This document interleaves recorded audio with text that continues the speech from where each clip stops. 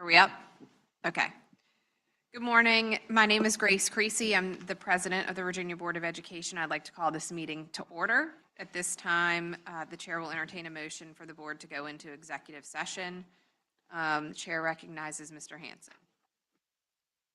I move that the Virginia Board of Education convene in a closed meeting for the following purposes: discussion or consideration by the Board of Education of information relating to the denial, suspension, or revocation of teacher licenses subjects to the exclusion in subdivision 11 of section 2.2-3705.2 pursuant to section 2.2-3711A40 of the Code of Virginia, and consultation with counsel regarding specific legal matters requiring the provision of legal advice pursuant to Virginia Code Section 2.2-3711A8 of the Code of Virginia, and the legal counsel to the Virginia Board of Education staff whose presence will aid in the board's consideration of this matter participate in the closed meeting.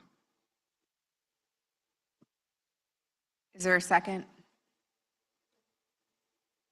Motion has been made and seconded by Mr. Hanson, seconded by Ms. Northam. All those in favor, please say aye. Any opposed? No. Okay, the motion carries and the board is now in executive session. All staff members and members of the public who have not been authorized to participate in this executive session, we need you to exit the room at this time, please. The board will reconvene a public meeting immediately upon the conclusion of the executive session. Thank you.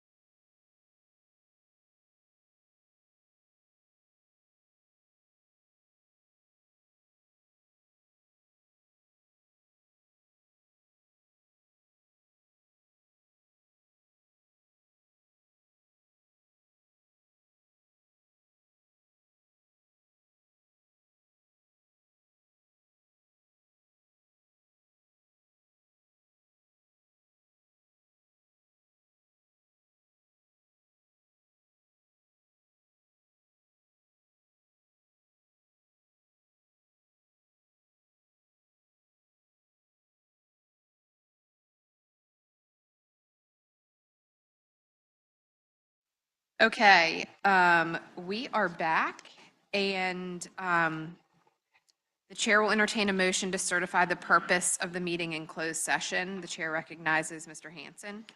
We convene today in a closed meeting pursuant to a recorded vote on the motion above and in accordance with the Freedom of Information Act. Section 2.2-3712 of the Code of Virginia requires that the board certify that, to the best of each member's knowledge, only public business matters lawfully exempt from open meeting requirements under this chapter, and only such public business matters as were identified in the motion by which the closed meeting was convened were heard, discussed, or considered. Any member who believes there was a departure from these requirements shall so state prior to the vote, indicating the substance of the departure that in his or her judgment has taken place. The statement of the departure will be recorded in the minutes. Is there a second? Okay, a motion has been made and seconded. This will be a roll call vote. All those in favor will indicate by saying aye. Ms. Kilgore? Dr. Northern? Ms. McPherson? Ms. Holton? Mr. Hanson? Aye. And chair votes aye. Okay, we are officially out of closed session. And I would like to bring us into the work session. But before we start that, I just would like to make it aware, give the public a little bit of notice that today we're kind of jumping around on our agenda. We had to take some cases early this morning. We are coming out of closed session and beginning the work session in order to address a couple of our speakers who have come to grace us with their presence today in order to provide us their national expertise in a couple of different areas that the board is examining currently. And so we are thankful that they are here with us today. And our first presentation is standard setting definition of proficiency in scoring assessments. But what I would like to do is take a moment to remind the board and the public that we discussed this in August and again in December, that the board will be discussing the return of proficiency standard setting and ensuring our expectations are on top in the nation. Virginia believes that Virginia students deserve an excellent system of public education that prepares every Virginian for success. And to provide the best in-class education system that every student deserves, it requires an increase in rigor and accountability for all students. Under the prior administration, the board voted to lower the proficiency cut scores on the state assessment, and lowering those cut scores reduced the number of items that a student must respond to correctly to be categorized as demonstrating proficiency. This change caused the Virginia standards for reaching proficiency to be among the lowest in the nation for reading and mathematics. We will see here, as we discuss in the next couple of presentations, that the NAEP state mapping study demonstrates the reduction in rigor that occurred here in Virginia. Governor Youngkin announced that Virginia's lowest in the nation mastery standards would be raised to align with the demands of the knowledge economy as part of our commitment to Virginians event in May of '22. Virginia mastery will be benchmarked against employer higher education knowledge and skill demands, NAEP proficiency, and the highest state definitions across the nation. Governor Youngkin is committed to restoring excellence to education, which includes more rigorous standards in the 4 core subjects, and greater transparency and accountability, and a new assessment system. The evidence-based process requires standards to be raised first, assessment items to be aligned to content and rigor, and mastery setting based on the results of the new content and questions in the assessment.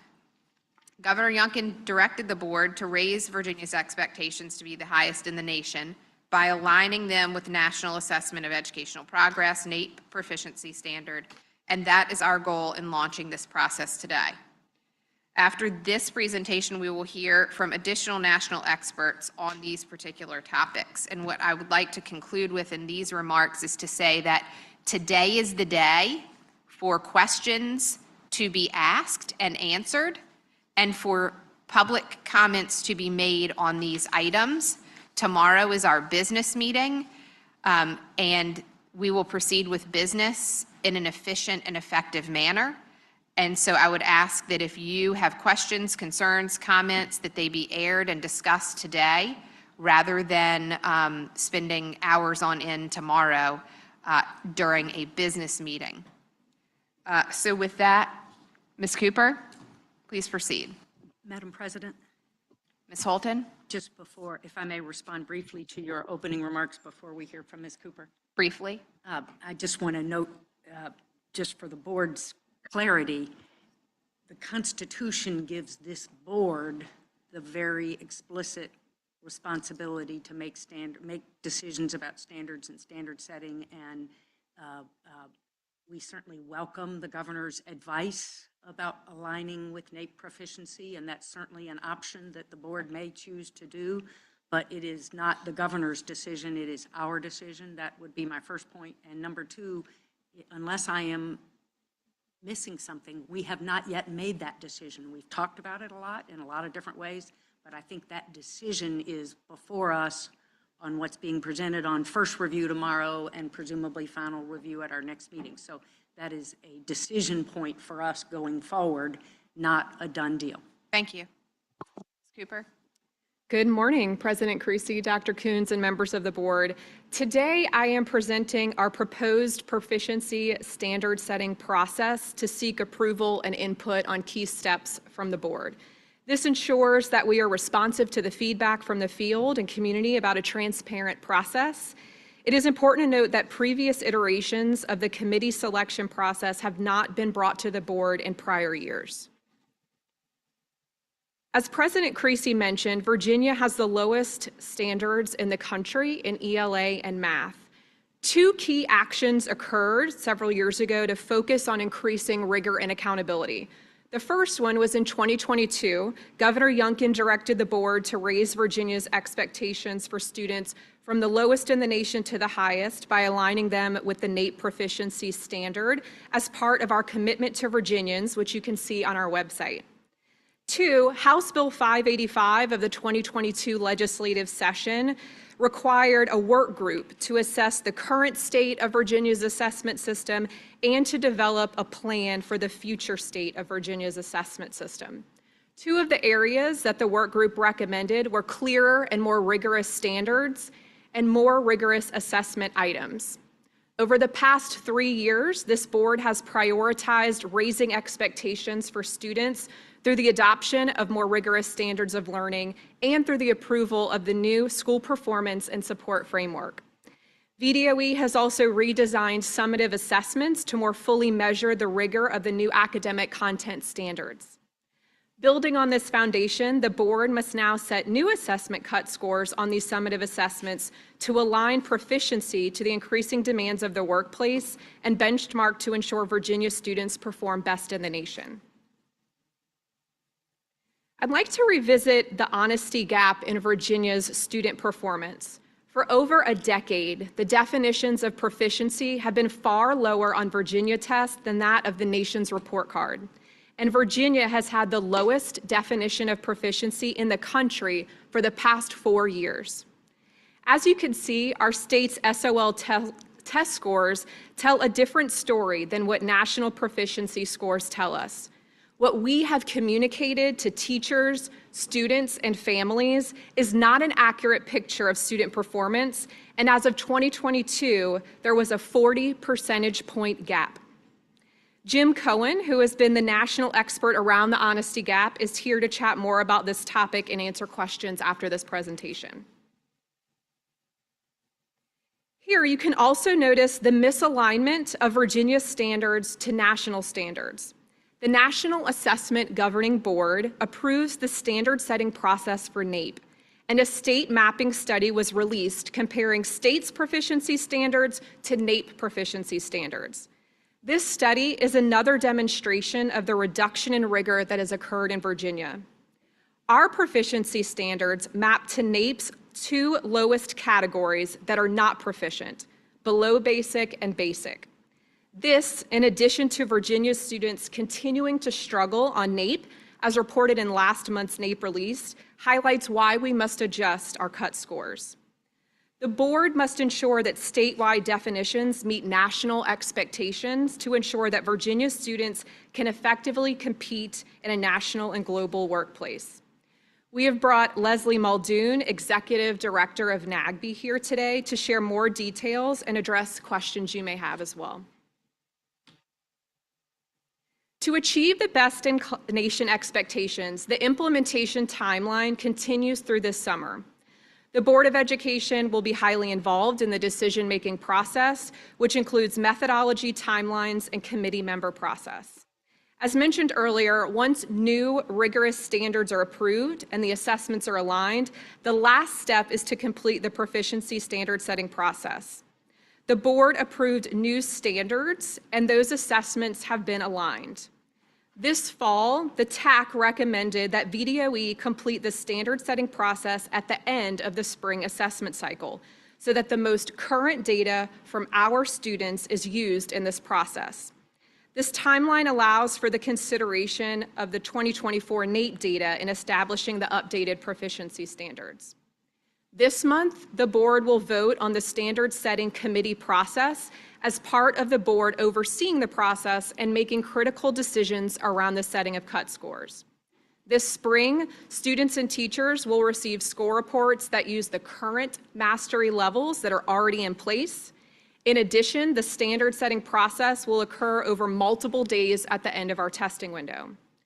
This process will allow the committee to use student performance data to understand how the standards and test items are providing rigor, how the cut score should match NAEP performance, and align to the knowledge and skills of Virginia's employers and admission standards to higher education.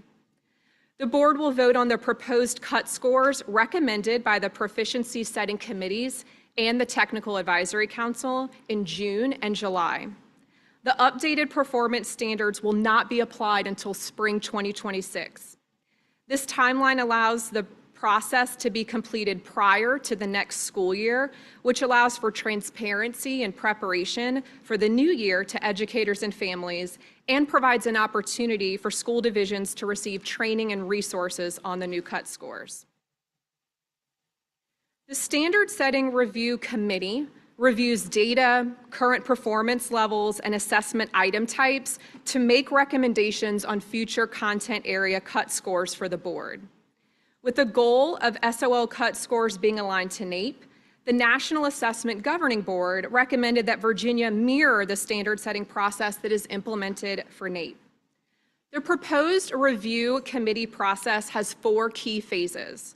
During phase 1, committee selection, the department will hold a call for nominations once the board approves the process for selection. We recommend that this committee be comprised of 70% Virginia educator experts and 30% community members, such as higher education experts, workforce and industry leaders, and other community stakeholders.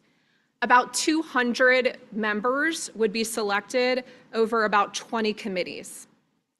In phase 2, committee training, it's recommended that all selected committee members go through several training steps to ensure that members are prepared to participate in the committee meetings in an exemplary way. Next, in phase 3, committee convenings, we're proposing that the committees would review specific grade level and content specific data, the vertical band of performance levels, current performance data from grade level students, and assessment item types to make recommendation on cut scores. They would be responsible for recommending cut scores that not only reflect students' achievement status, but also promote the high expectations for all students in Virginia. And then in the final phase, board and stakeholder feedback, our plan is to have cut score recommendations presented to the board for first review and feedback in June. Proficiency cut scores would also be released for public comment, and then VDOE would review that public comment in coordination with the Technical Advisory Committee, and proficiency cut score recommendations would be presented for final approval in July. This proficiency setting proposal will not only ensure that every student in the Commonwealth is held to high standards, but it will also address the honesty gap. We are so privileged to have Dr. Chris Domaleski here today. Dr. Domilewski serves on our TAC and is a nationally recognized expert in assessment and psychometrics. There is no one better in the country than for him to be here with us today. And as you can imagine, he is in high demand. So Dr. Domilewski, we are so grateful for you being here and rearranging your schedule to speak with our board. He is going to share more details around the standard setting process to obtain cut scores. So I will turn it over to Dr. Domilewski.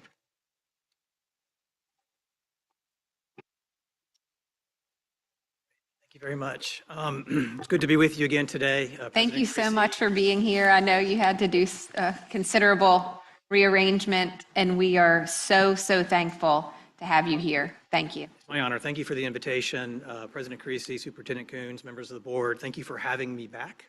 Glad to be here today. And I'll keep my remarks succinct because I do understand that we want to leave time for some interaction, and I'm happy to entertain questions and discussion at the pleasure of the board. I think I was with you in August last, and at the time I had a chance to tell you a little bit about myself and the Center for Assessment. So we're a nonprofit, nonpartisan organization. We work with the majority of the states to help provide advice on development, validation of assessments and accountability systems. And I'm also here in my role as a member of Virginia's Technical Advisory Committee. I did wanted to point out that the Technical Advisory Committee all reviewed the slides that I'm going to speak to today and have knowledge of the remarks that I'm going to share. Obviously, any limitations are mine alone, but I want to know my colleagues on the TAC, who I have a great regard for, all contributed to this information and stand behind the message that I'll share with you today. So, and the TAC will continue to work with the department in refining the standard setting methodology and ensure that we follow established professional practices and the guidance of the board. Just a reminder, what is standard setting? It's the process by which we're determining cut scores for Virginia's state assessments. That's the shorthand that most people use. Cut scores are how those performance standards are operationalized.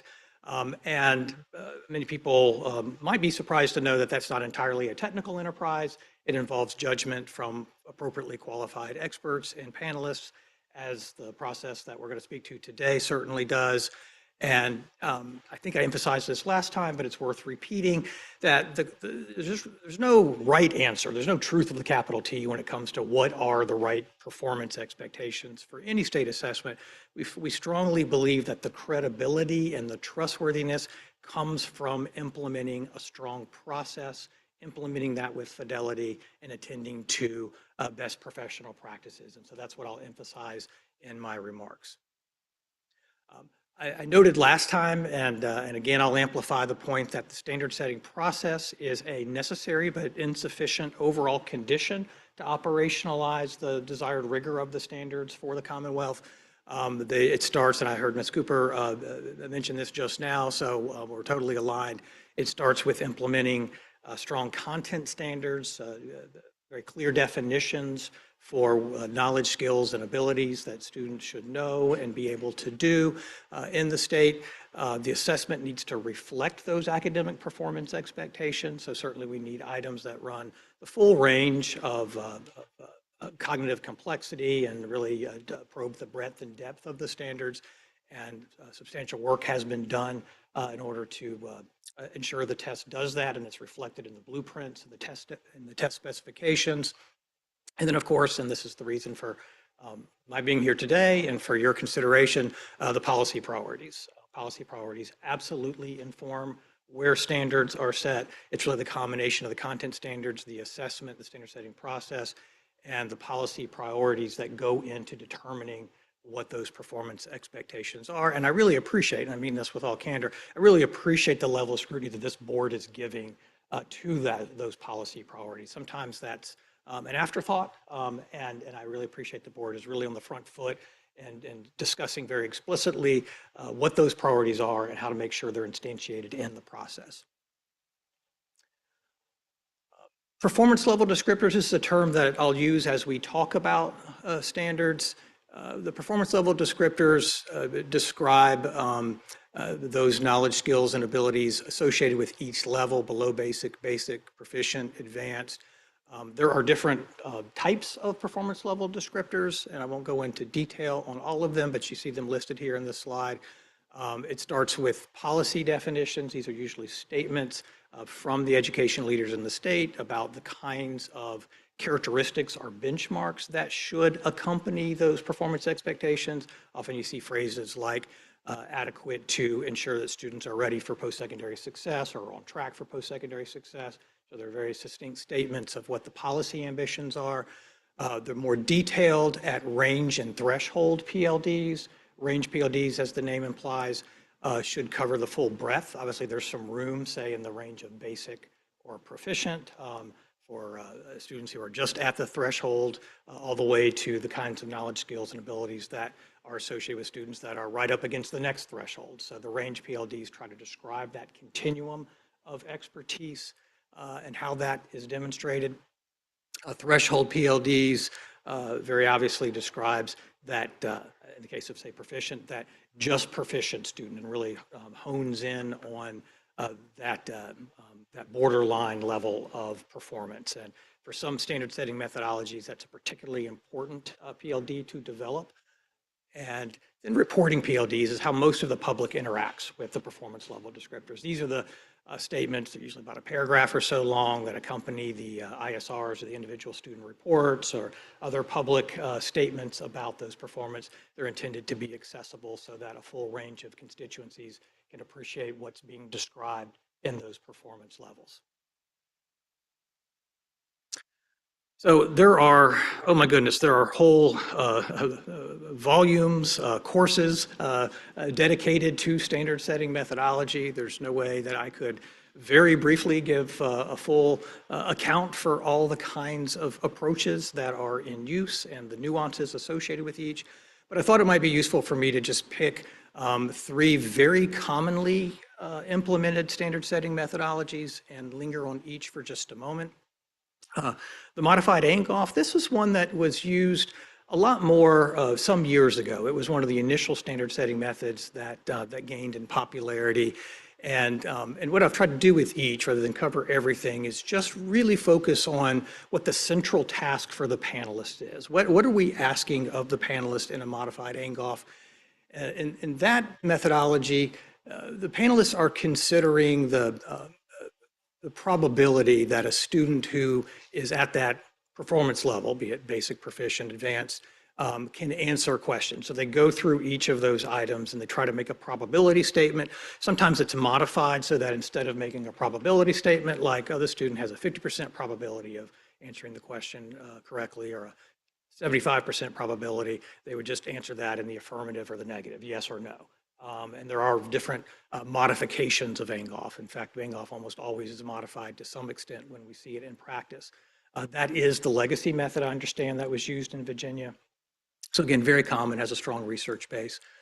The bookmark method, this really started gaining more traction, I'd say, in the late 90s and the early aughts. And the essential question here, the panelists are looking at a list of ordered items ordered by their difficulty, the probability that a student is going to respond to them correctly. And they're placing a marker in that ordered list that differentiates when a student is more likely, a student at that next level would be more likely to respond affirmatively to those items. So you take those ordered item lists, you put those bookmarks where you start to see the shift occur from, say, basic to proficient to advanced. And then there's some statistical connections between that item and how it gets translated into a scale score in order to determine where the cut scores are. That's probably a trail we don't need to follow too much, but it has to do with determining a response probability and then using item response theory to translate that to the scale score. With ID matching, it really has some flavors of each of the two, but the central question shifts a little bit for panelists.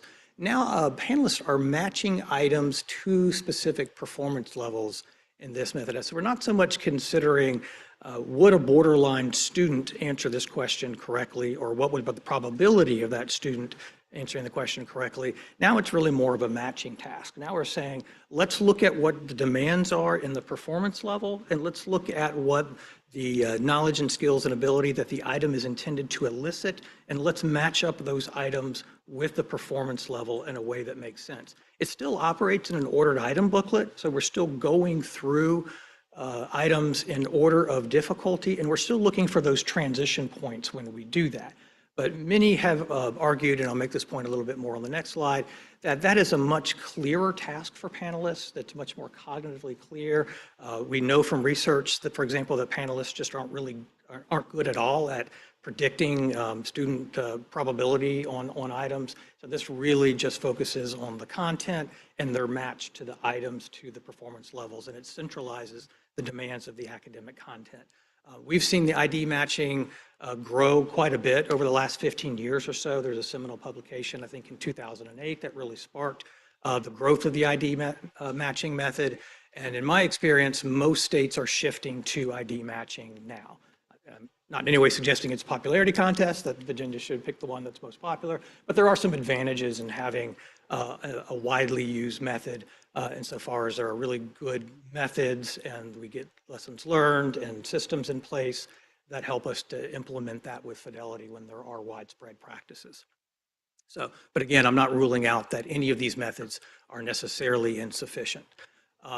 I'll be quick here. I've already kind of named some of the pros and cons associated with these. I talked about the limitation with Angoff and how difficult it is for panelists to make judgments about item difficulty. With the bookmark, you have sort of a less, that's less of an issue about the judgment task. We do bring in the importance of the ordered item booklet when you go to a bookmark method, which of course carries over to ID matching. So it requires that there's stable and trustworthy data available before the standard setting so you can have confidence in those item parameters, both for the construction of that ordered item booklet and for the translation of that marker in the booklet to the scale score. So it really matters that you have trustworthy information about that. And as Ms. Cooper mentioned in her remarks, being able to construct that after an operational or a full census administration gives us a lot more confidence in our ability to do that with integrity than, say, relying on a pilot or a field test for that purpose. So from a technical standpoint, it's very desirable that OIBs can be constructed based on good data. Whatever the method is selected, I believe these characteristics accompany any method that we're going to call defensible.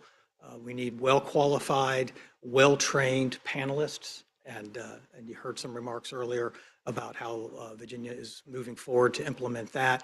We want to centralize judgments on content-based expectations described in the performance level descriptors. We want to include efforts to promote coherence, because obviously this is being done for every grade content intersection, and you want an opportunity to look across grades, for example, to look for coherence. And I think we'll have a chance to speak more about that in just a moment. And with any standard setting method, we want to ensure that the methods and the rationale are well documented. They're reviewed by appropriate technical experts, such as the state's technical advisory committee and policy leaders. So always advocate for full transparency throughout the process. I think that adds to the credibility of what we're doing and how we're going about doing it. As I noted, the proposal is to transition from an Angoff-based method to ID matching method. In the past, Virginia's implemented the modified Angoff, and we support moving to ID matching, we being the Technical Advisory Committee, for, again, many of the reasons I think I've already enumerated. It certainly matches up with those quality criteria that I mentioned. Strong research base, the panelist task being very clear. That was something that was particularly important to Virginia's TAC, so that was something they elevated in the discussion. So we think that that is a strong methodology to implement to establish those performance expectations. A note, just a bit more about the process itself, and I believe I also provided a one-pager that covers some of this. The board may have had a chance to look that over.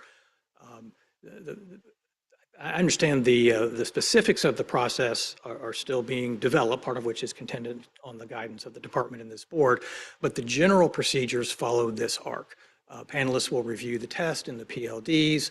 In multiple rounds, they'll evaluate this ordered item booklet and make those matches, matching those items to the performance levels based on the extent to which those knowledge, skills, and abilities are represented. And then after each round, they get an opportunity to see feedback across all participants and see kind of how their ratings matched with everybody else's ratings. And the whole idea is that the panelists can learn from one another. If somebody is, say, more rigorous or less rigorous than their colleagues, then they can learn what their perspectives were, and they can take that into account as they complete the task in subsequent rounds. And usually the process will provide more information about impact, and as I'm going to talk about in the present case, information about its correspondence with NAEP data. After that's done, then you get these candidate cuts that represent the places in that OIB where the performance levels shift, and you sort of see a visual representation of that. And at the bottom of the slide there, you see the items are basic, basic, basic, proficient, proficient, proficient, so forth. There's going to be sort of a zone where that transitions. You find the median of that zone. That gets translated to a scale score. And then the final process before documentation and review from the policy leaders in the state is to do a vertical articulation, which is to look across grades and content areas and determine if any adjustments are needed for the sake of coherence. So a feature that is, it's not unheard of, but it is less common, is in order to make sure that we're aligning the policy priorities of this board and of the department into that process, we're proposing to bring NAEP data explicitly into standard setting. So the idea is to map the NAEP standards to the state tests and come up. So you see in this graph, I can see it much better over here. You can see in this graph, and these are remarks I know the board has heard already, that there is a very different distribution of impact across those assessments. When you look at the NAEP data, this particular illustration shows, I think it's 8th grade reading. You see about a third of the students below basic. You see 37% in that basic range. And then you see the remainder of students at or above proficient. Looks very different over on the left with the Virginia state assessment, where you see only 9% below basic, 20% at basic, and more than 70% at or above proficient. So the idea here is to map NAEP to the state assessment. So we're really answering the question, what would be performance on the state assessment that would produce similar impact to NAEP? And then once you do that, it's a fairly straightforward statistical question to answer. Then you can get these, we're going to call them reasonable ranges. We're going to get some zone around those plausible cut scores and be very transparent, very clear with the panelists that in that range, we think are sort of, it's an attractive area, it's a plausible area to locate the cut score. So you map it, you provide those reasonable ranges, and then you're just fully upfront with the panelists and you say, I think of it as kind of like shining a flashlight. We're going to point the flashlight in this region of the OIB. We think that this is a promising area for you to focus in finding those transition points from performance levels, and doing so will ensure some correspondence between the state assessments and the NAEP. But at the same time, and you can see the balance that we're trying to strike here, at the same time, you're not obviating the central task of keeping the academic content and the central question that the panelists are wrestling with at the center of the activity. We're just asking them to operate in a zone that is going to produce impact data that's relatively correspondent. Using reasonable ranges has been done with many other state programs in the past. Like I say, some states do it, some don't. Some do it with NAEP, some do it with maybe a legacy assessment or with some other impact data that's of high value. So this would not be, I'd say I wouldn't say that it's common, but it is certainly not without precedent in my experience. And then I think this is my my last slide here, the timeline. We're very pleased that the timeline allows for multiple reviews of the process and results, such as the review that we have here today, that the assessment data will be collected under operational conditions, which we think gives it more stability and credibility. Really appreciate the fact that Virginia is communicating those expectations in advance of the academic year in which they'll be implemented. That actually is not very common, so I really applaud Virginia for taking that stance. Then after all of that, the department will be able to document everything, submit it for federal peer review, submit it for all the different review channels that it will go through. So those are my prepared remarks. I'm happy to address any questions. Okay. Again, thank you so much for being here. Of course. We appreciate it. And I certainly appreciate the constant reminder of the process, having served on standard setting committees in the past, and understanding the complexity of the process, and also those cons to the current method that we use, certainly having been a part of those committees over the years. So are there any questions? I know Dr. Northern said you had a few.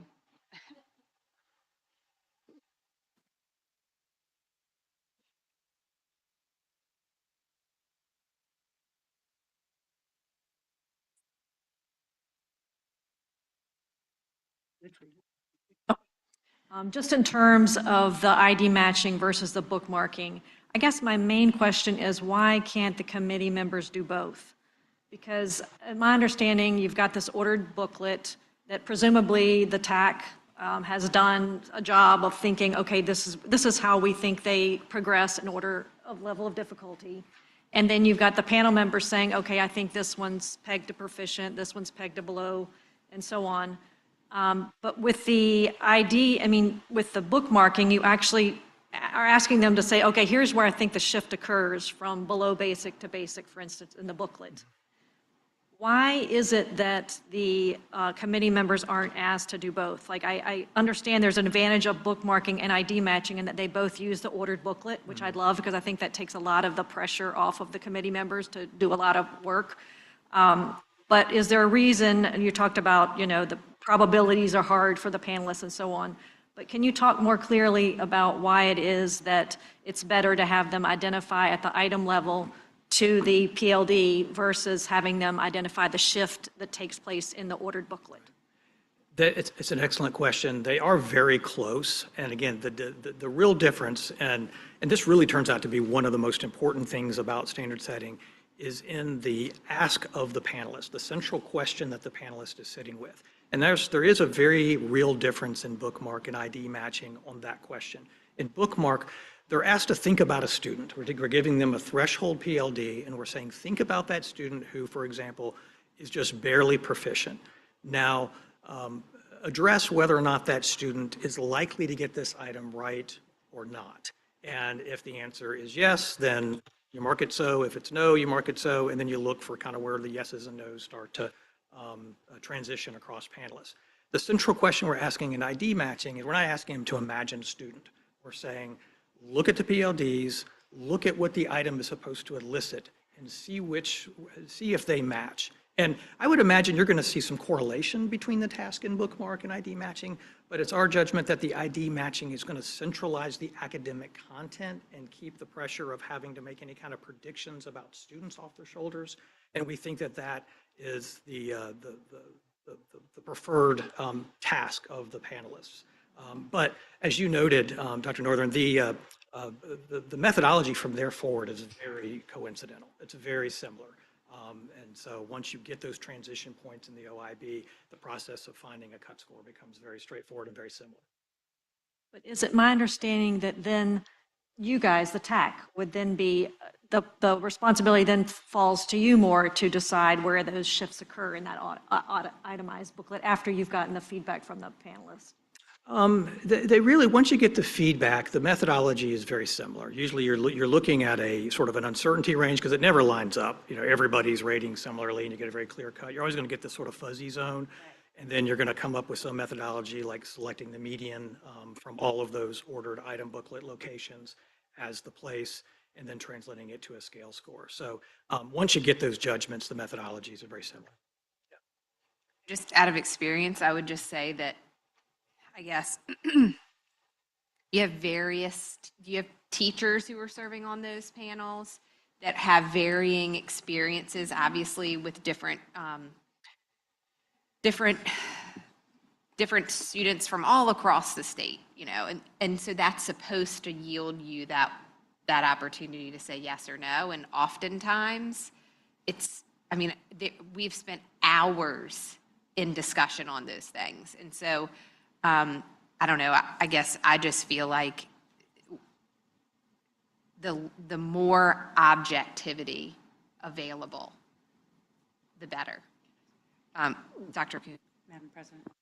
Yeah, I appreciate that. I want to reiterate some of the things that Em mentioned earlier. One of the things that we're recommending that gets added in is an additional set of training so that there's dress rehearsal opportunities for the committee members to get very comfortable and have feedback loops. So we want to make sure, as President Creasy said, that there's opportunities for practice and recognition that this is a process, and we have built in additional recommended times to make sure that all of our people coming across the Commonwealth to have this conversation have the opportunity to practice before they work through these scenarios.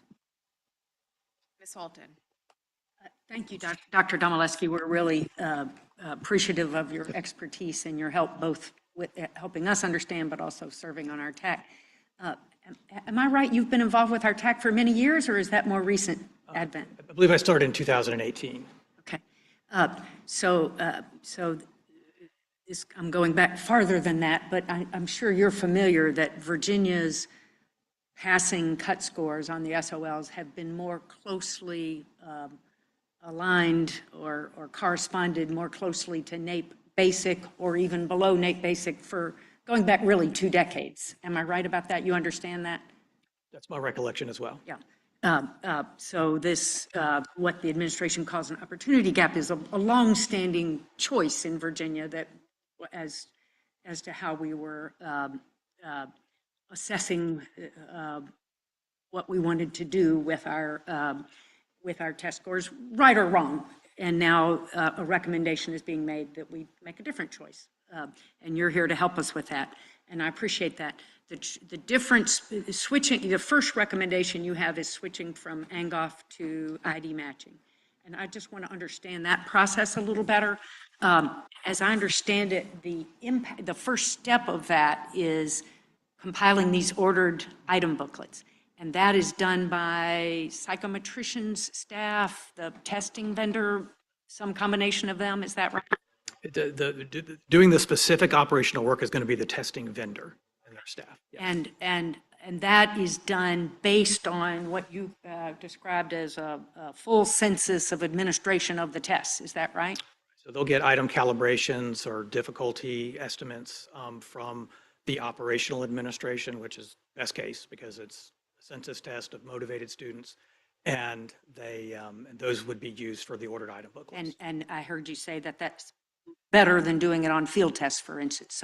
So help me understand. I just am a little bit concerned about whether we've got a timing schedule here that's realistic. So the schedule we've been presented would have the standard setting committees meeting in late May, but many of our divisions, some of our biggest divisions, don't complete testing by then. And am I right that the compilation of those ordered books takes a little bit of time? So how is that workable? Yeah, and I'll say it's not immediately clear to me whether those operational calibrations come from the most recent event or if they're, because sometimes what we do, the operational calibrations come from prior events and they're carried over. So how those which event is being used to construct those OIBs, that's not a detail I have real deep insight into, but I can assure you Pearson has real visibility into the timeline and into the expectations. And so I'm not immediately worried that we're proceeding in some kind of reckless way there. So just to follow up on that a little bit, as you know, we have changed our content standards and have new test items that are being used this spring for the first time. And I heard you say that it's a good thing that we're trying to, I think we're expediting the schedule with the goal of having the divisions know what they're up against before the school year starts, but that's uncommon. And in the past, we've always done, I don't know, always, typically done standard setting in the fall. So if we need to delay it a little bit so that we can use the most recent test data, would that make more sense than trying to rush it through? Dr. Coons? Yeah, Member Holton, what Dr. Domaleski said is, we are running it this year so that school divisions know what those proficiency scores will be. Those won't be operational in a year. Right. So we want, based on feedback in the field has appreciated having a full year of knowledge. So we are being responsive to the field and the timeline and the request of the field, which Dr. Domaleski has worked with us closely on that. I have a number of questions for Dr. Domaleski because I really do benefit. I think we really benefit from your expertise, and I understand your schedule is short. So to the extent I can hear from Dr. Domaleski and hear from others later, I would just ask for that grace, given that I understand his schedule is tight. But so at some point, we'll have to make a decision whether to proceed before we have the full results from this spring's test administration. If we decided to push it a month later, say, for whatever reason, and that means the school divisions don't know the final test scores until September, maybe, is that a problem, or will that, does that work based on your experience in other states? Yeah, I'm not really sure how to respond. I mean, it is, like I say, the fact that Virginia is announcing them in advance at all is itself a feature. It's very common for states to say that we're going to wait until the administration, then we're going to set standards, and then sometime in the summer or fall, we're going to sort of retroactively report how students did. That obviously has its own challenges. So I think you're asking me to speculate on whether doing that sort of in the summer versus in the fall has some benefits or drawbacks. And I'm not sure that I have strong insight about it. Either seems preferable to me than doing it retroactively. Gotcha. Thank you. Okay, so now once the ordered books have been put together, the committees come together to review them. Those committees, the proposal we've seen is that 70% of those be teachers or education experts and 30% be community members. That's new for us here in Virginia to have, relatively new for us here in Virginia. Do you have any guidance or wisdom based on your experience in other states on what the criteria should be used for selecting those non-education expert members of the panels?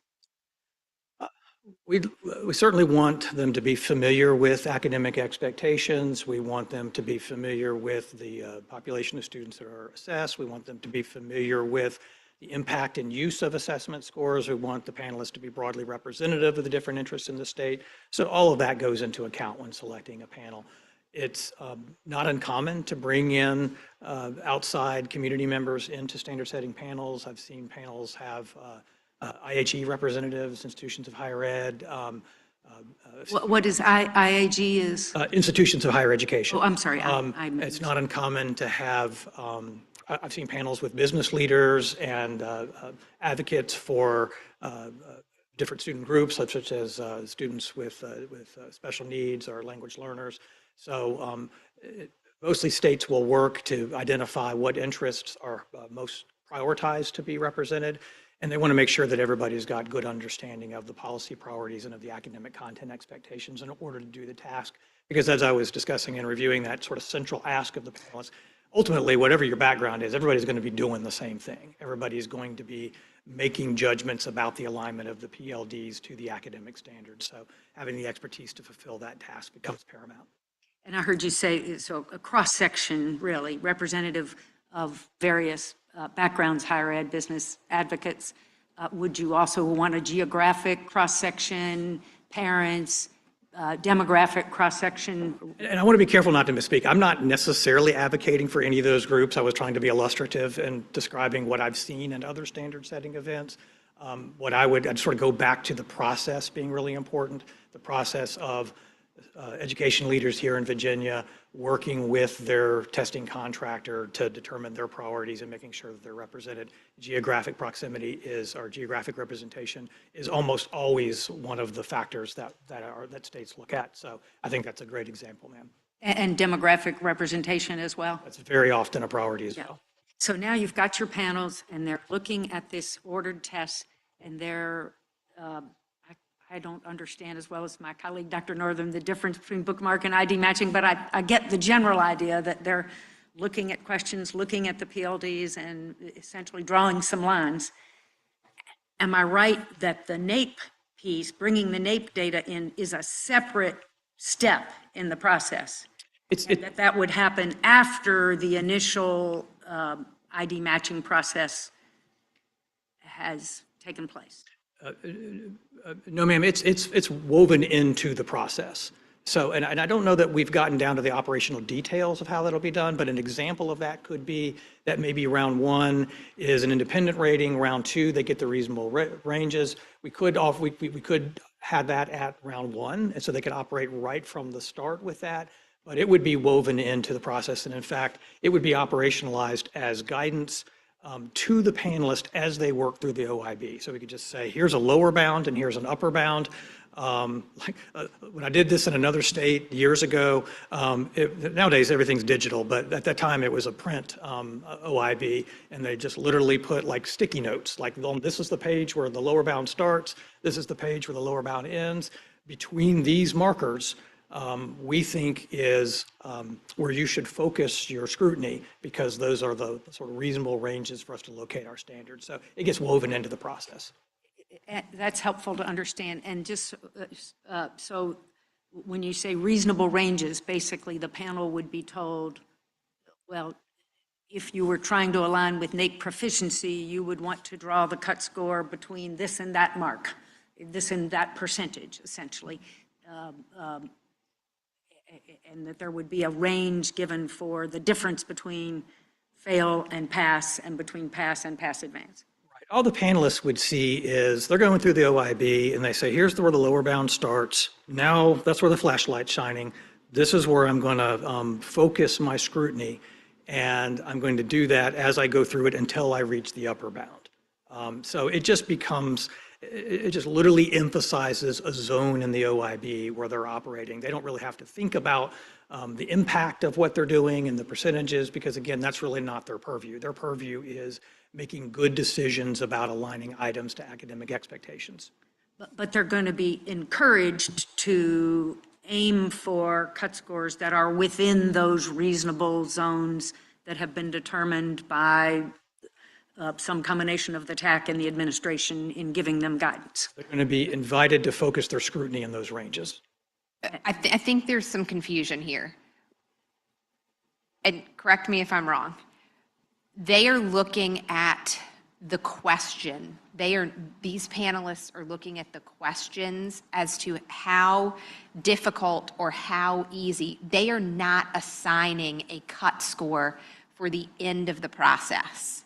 So assigning what you're saying as they are doing the cut score work as assigning a total end, whether they are pass, advance, or fail, that is not what's happening at that moment. They're deciding which questions fit into which category. Is that Correct. Okay, so thank you for that clarifying. But regardless, they're being told at that later rounds anyway, if not the first round, they're being told that if you're being invited and encouraged to align to the NAEP scores such that if these questions, this many questions should be in this category versus this category if you want to align to the NAEP scores. Is that right? I mean, there's no desire to be anything but transparent with the panelists. And we'd say these reasonable ranges were constructed for this reason and to satisfy this policy priority. And so they would know how they've been constructed.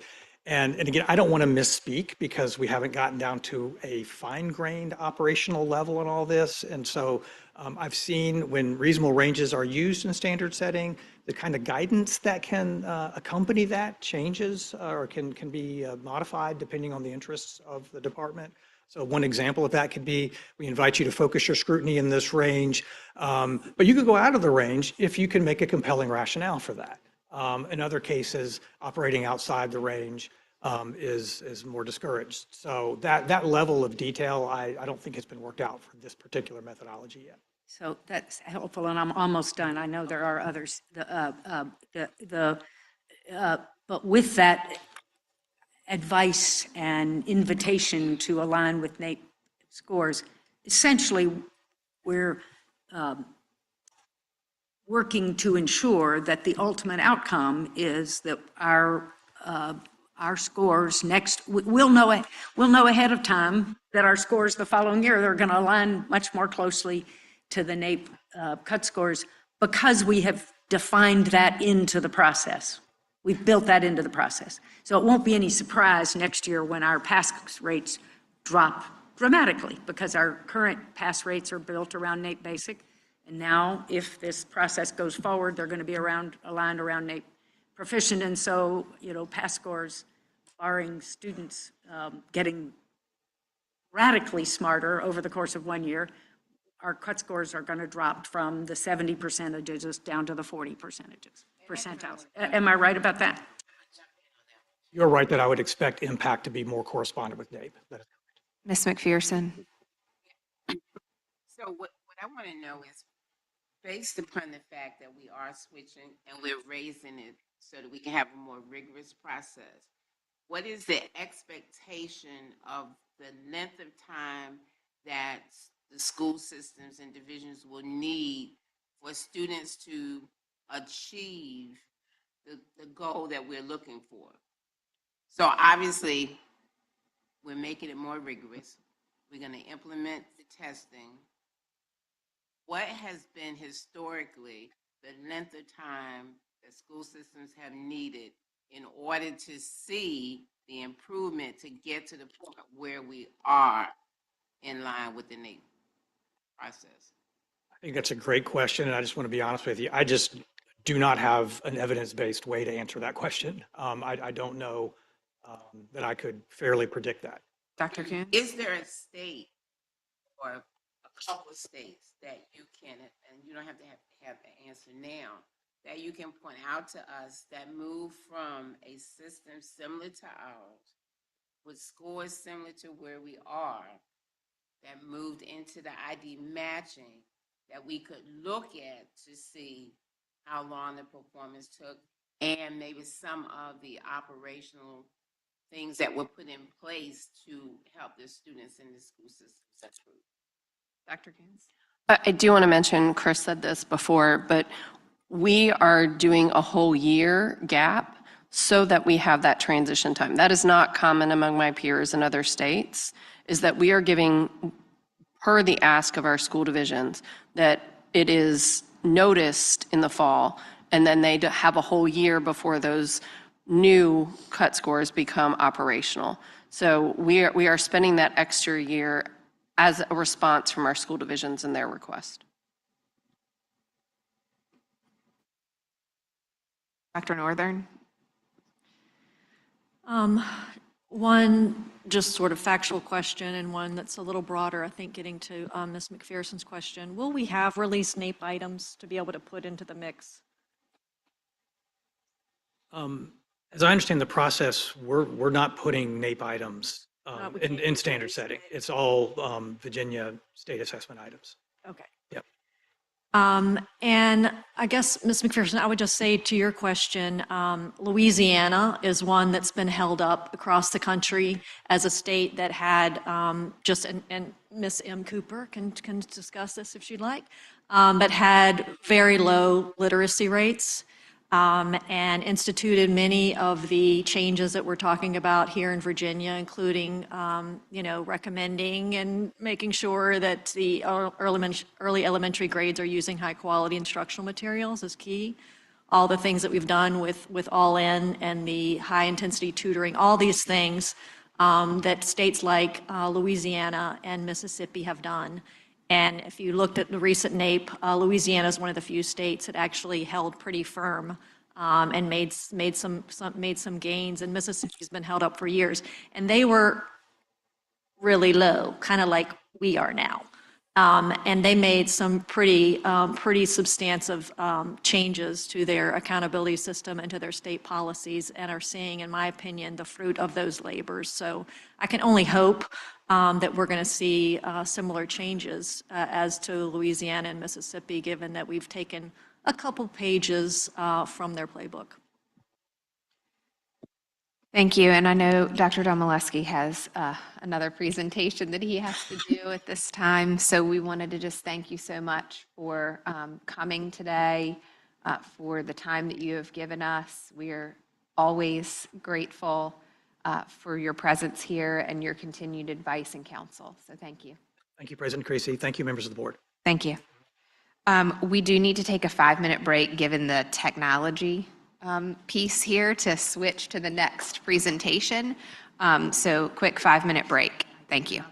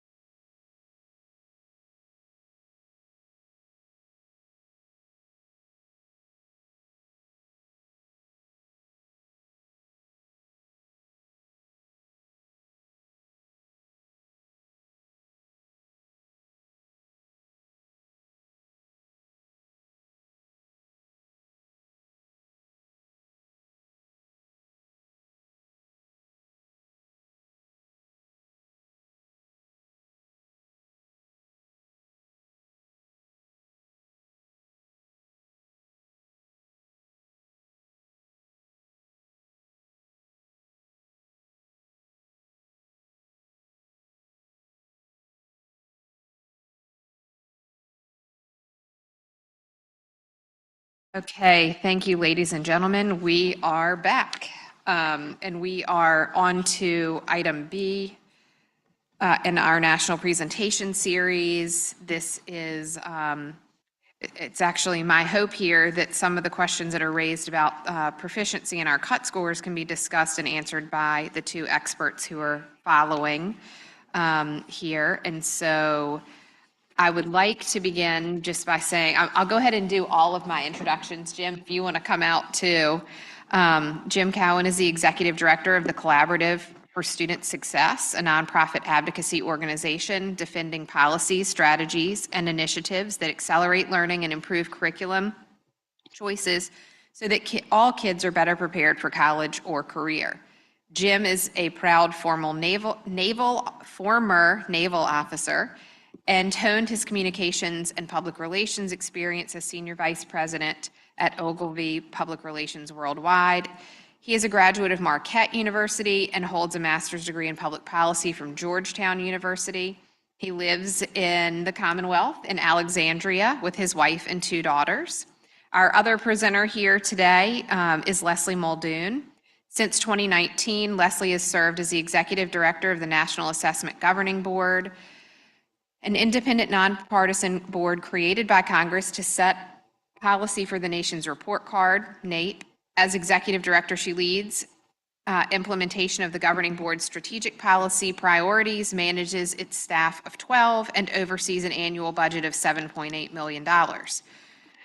Leslie joined the governing board with the charge to enhance NAEP's value to the nation as a catalyst for action by policymakers and practitioners to improve student learning and to innovate NAEP and maintain its relevance in a changing education landscape. During her tenure, the governing board achieved bipartisan consensus on the first major updates in more than a decade to the NAEP reading, mathematics, and science assessments, launched a new strategic vision to chart the future of NAEP in an era of rapidly changing technology and societal change as well, and released 4 iterations of the nation's report card in 2022 and 2023, which served as the nation's most authoritative and widely covered study on the impacts of the pandemic on student academic progress.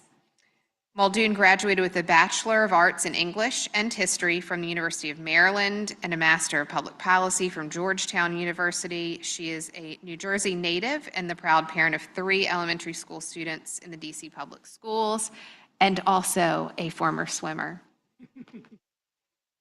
Thank you all for being here today. As we heard from Em earlier, we've lowered our proficiency expectations in reporting student performance, and this has created an honesty gap here in Virginia. So Leslie, you have worked on NAGB, and we see the dramatic decline of the many states in their performance. I am happy to turn over the presentation to you. Thank you so much, and good afternoon. I'm honored to be here and appreciate the opportunity to meet with all of you. Okay, but now my slides have disappeared. Hold on. There we go.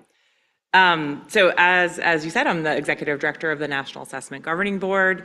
The board was created by Congress as an independent, nonpartisan entity to oversee and set policy for the nation's report card.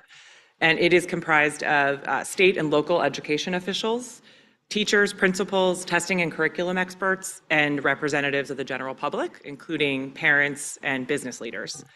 So I'm here and really pleased to be here to share some of what we know about Virginia's educational trajectory relative to the nation over the 35 years in which the nation's report card has been producing data for all 50 states. So before I dive into the data, I just want to make sure to share some important background information about the national assessment for those who may not be familiar. The nation's report card, or NAEP, is the only nationally representative assessment of student learning in K-12 education. It assesses 4th and 8th grade reading and mathematics for the nation for 53 states and jurisdictions, as well as 25 large urban school districts every 2 years. And it allows us to understand how school systems are serving students across states and over time. We also provide national level results in other subjects such as science, US history, and civics, which is really critical because we know those content areas are also crucial to students' mastery of core academic knowledge. NAEP is considered the gold standard in assessment, with trend lines going back decades, which allows us to see how our US students today are doing relative to their peers over time, and how different groups of students are making progress over time. As you know, NAEP has been used and can be used as a catalyst for change. It is intended to help shine a light on how students are performing and allow state and local leaders to use that information to inform policy decisions, thus today's conversation. I know there's a lot of discussion in Virginia and nationally around what does it mean to be NAEP proficient. And so I'd like to share some examples before I dive into results. Yes. Do we have these slides in our book? I'm not finding them. I'm looking for them right now, and Do we have them somewhere? We'll get them. I can see them there, but not that well. We do not have them. Okay. I'd be happy to make sure that, can you forward them, or would you like me to forward them? Okay, wonderful. Thank you. Thank you. These are just some examples of what it means to be at each of the NAEP achievement levels. So this is mathematics, and then I'll talk about reading. These expectations are anchored in the knowledge and skills that we know students need, as determined by panels of experts and practitioners. The NAEP achievement levels, I think it's important to note, date back to the early 1990s, when the NAEP program, when the National Assessment Governing Board was first established, and when NAEP first began assessing and reporting data at the state level. Until that time, it had been only really a national assessment. And the goal at the time was to make sure that we were reporting results not only as arbitrary numbers on a scale, but anchored in what students should know and be able to do to be successful in their futures. And so the governing board establishes these levels. They have remained very consistent over time, which is a very important feature of NAEP. As state assessments change, regularly across the country, NAEP is a sort of more of a constant to allow you to benchmark your progress relative to other states. So it is, as you know, NAEP proficient and state proficiency are not always the same. NAEP proficient means that students have shown competency over challenging material, including subject matter knowledge and the ability to apply that knowledge. So this slide has some examples for both 4th and 8th grade mathematics of what a student performing at the NAEP basic level might be expected to demonstrate relative to NAEP proficient and relative to NAEP advanced. So here in 4th grade mathematics, students at NAEP proficient should be able to add and subtract multi-digit whole numbers, fractions, and decimals in both single and multi-step problems. The NAEP basic example is, you can see, a simpler item. This is having, we expect students at this level to be able to demonstrate that they can locate numbers on a number line.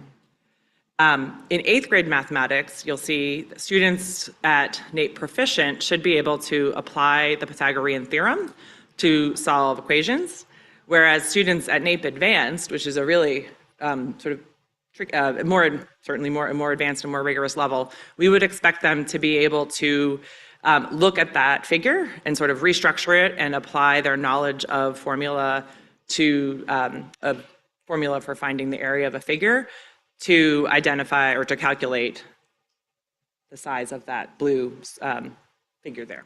So you can see sort of the progression and the scaffolding of the complexity of student knowledge and skill in these examples. So now I want to show you, I'll do one slide for 4th grade reading and one slide for 8th grade reading.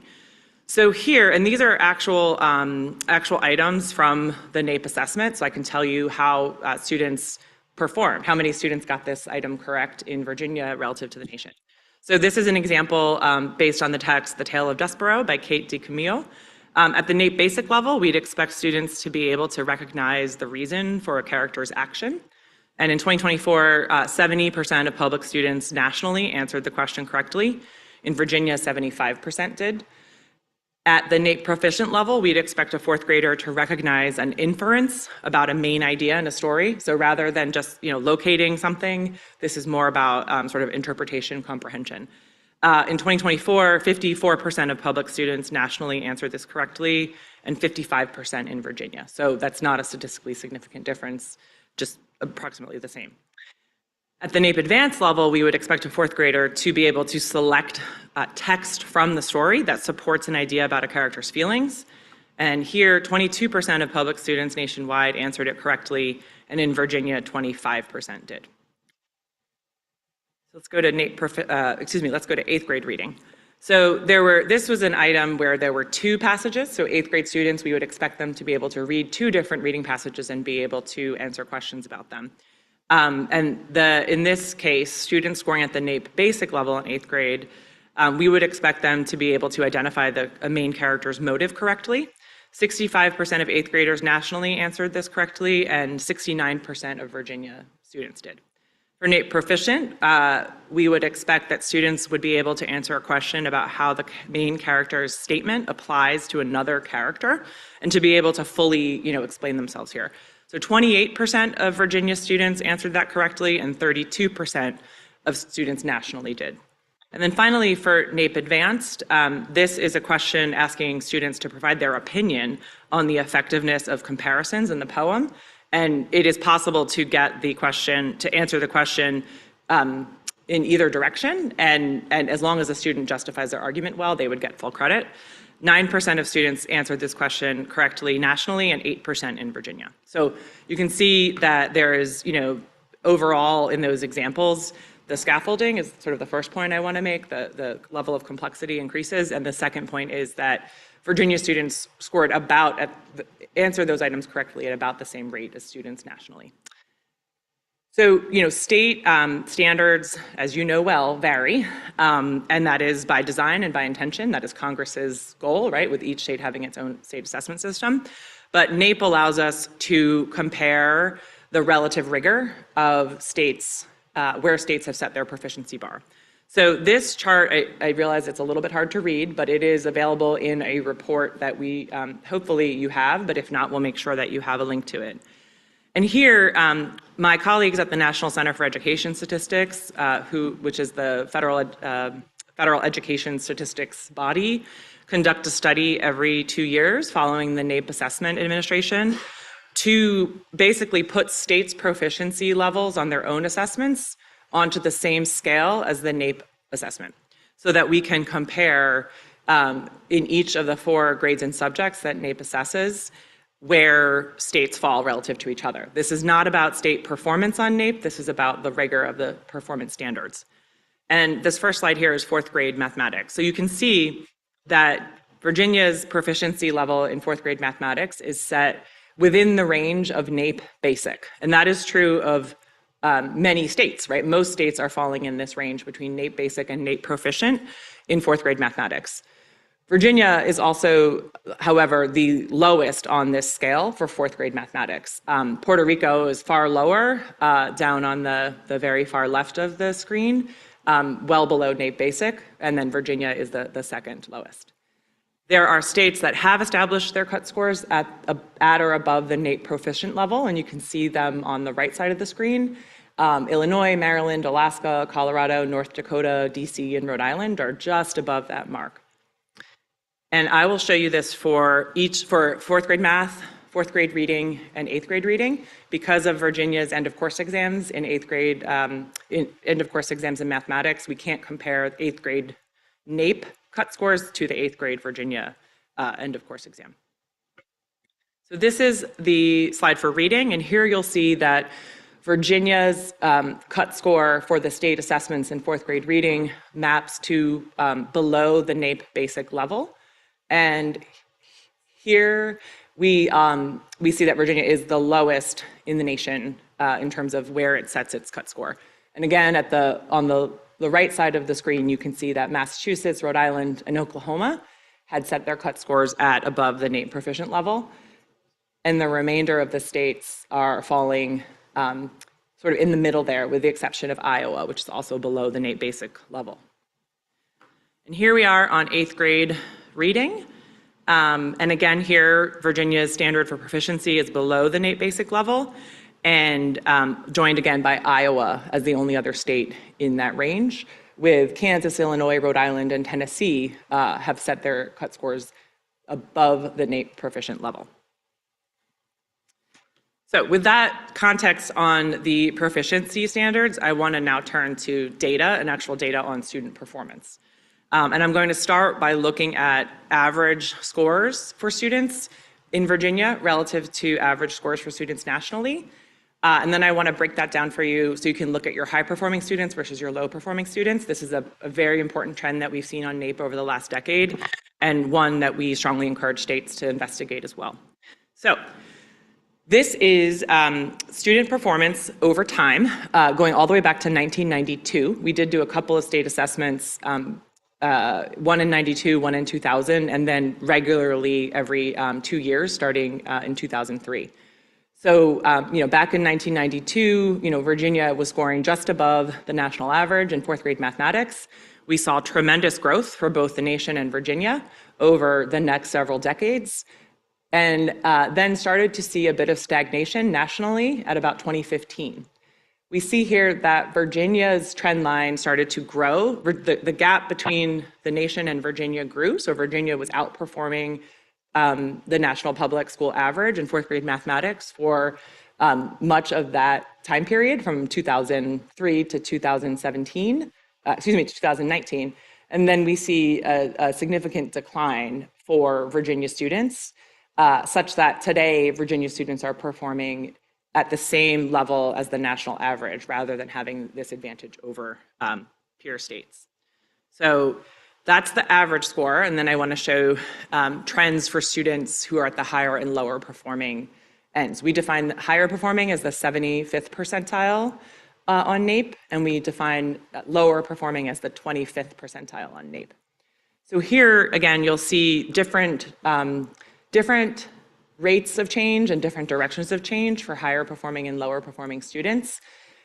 We see a steeper decline for lower performing students in the last several years than we do for higher performing students, and that is true nationally and in Virginia.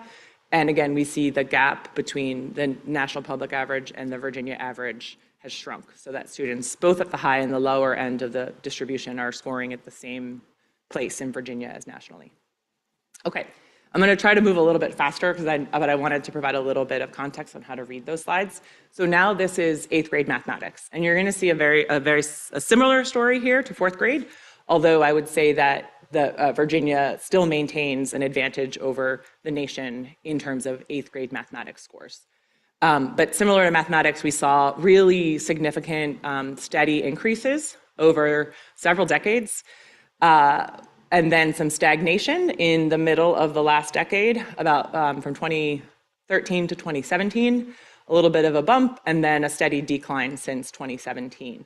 And that is true both nationally and in Virginia. For your higher performing, lower performing trends, we see an even starker decline here for lower performing students than we did in 4th grade mathematics. And this is a national trend that we're seeing. It's a national pattern that's deeply concerning, right? Our lower performing students have been losing ground for the last decade, and it predates the pandemic substantially. Reading. So this is 4th grade reading. The national story in 4th grade reading is one of sort of steady or small but steady increases for a time, and then stagnation for at least a decade. Virginia's story was a little bit better for a time. You were making steady gains, had a significant advantage over the nation, and then we start to see declines in about 2017 in student performance. And at this point, Virginia's advantage relative to the nation has erased, and students are scoring at the same average level as students nationally. And again, as in 8th grade mathematics, this is largely driven by the students at the lower performing students in the 25th percentile and below. All right, 8th grade reading, my final one at looking at the data in this way. 8th grade reading is nationally has been a real concern since about the 2015 to 2017 range. We've seen steady declines overall, and we see the same in Virginia. And again, as I've mentioned in the other subjects, we see that Virginia's advantage has eroded and been erased. And again, driven by lower performing students overall. Our higher performing students are showing some declines, but not nearly as steep as for lower performing children. And if you think back to the examples I shared about what it means to be scoring at the NAEP proficient versus the NAEP basic level, we're seeing the lower performing kids are well into the below the NAEP basic performance level. So they are really struggling with some of those foundational knowledge and skills in reading comprehension. All right, so now I want to look at the data in terms of performance levels. And here you will see that, I'm so sorry. Yes, this is the right slide. Okay, fourth grade mathematics. So now we're looking, the green bars are the percentage of students scoring at or above NAEP basic, and the blue bars are students scoring at or above NAEP proficient. And we're comparing, the darker bar is Virginia and the lighter bar is the nation. So you can compare Virginia to the national trend. And again, you are seeing that we have fewer students performing at or above NAEP basic or at or above NAEP proficient than in the middle of the last decade. The pandemic certainly contributed to this, but some of these declines were starting prior to COVID. May I ask just to interrupt, am I right that the decline started pre-pandemic on reading but not math? The declines in scale scores started before the pandemic as well. So this is, let me go back to mathematics. Reading, yes, but math. In mathematics, it looks, I want to make sure I'm looking at this from the right direction. Maybe.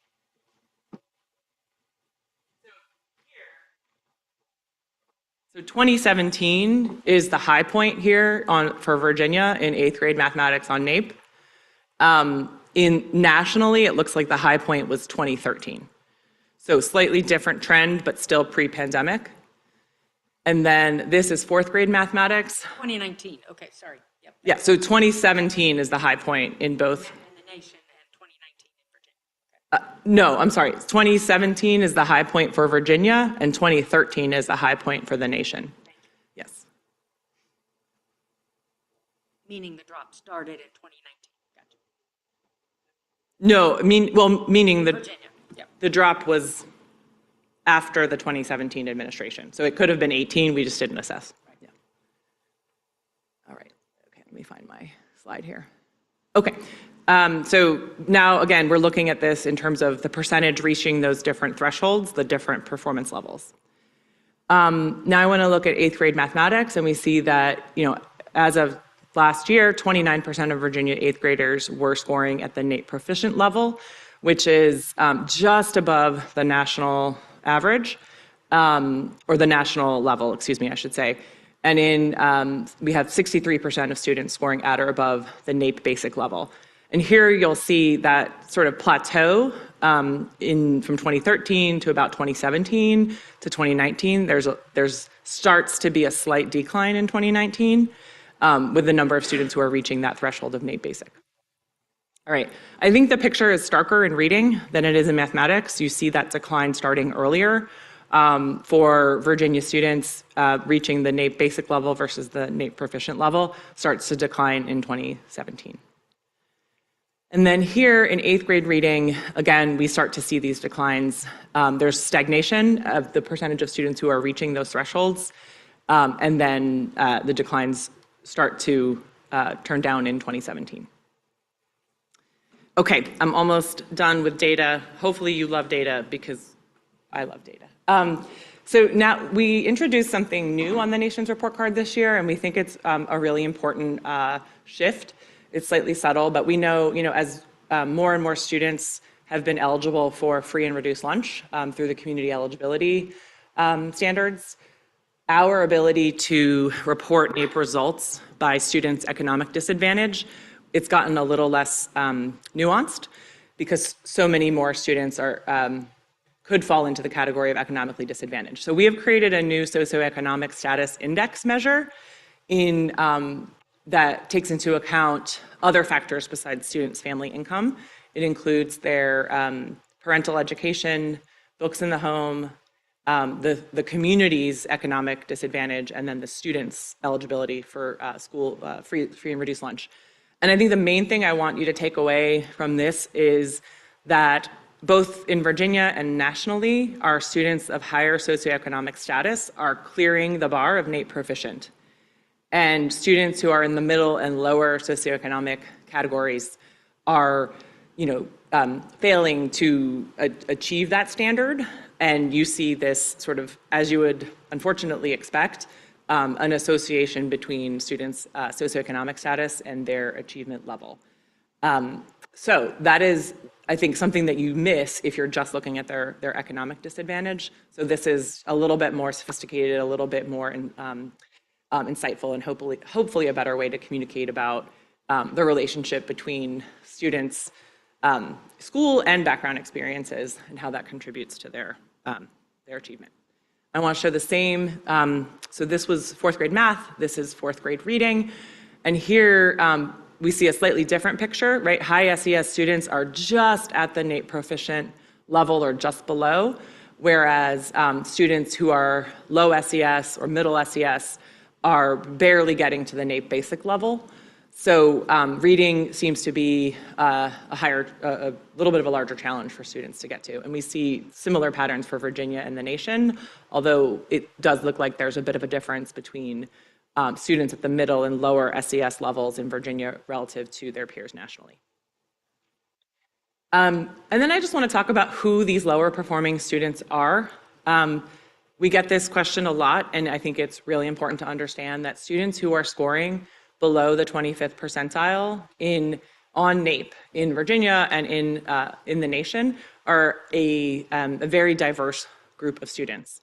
They come from all racial and ethnic backgrounds. They have parents who went to college, many of them.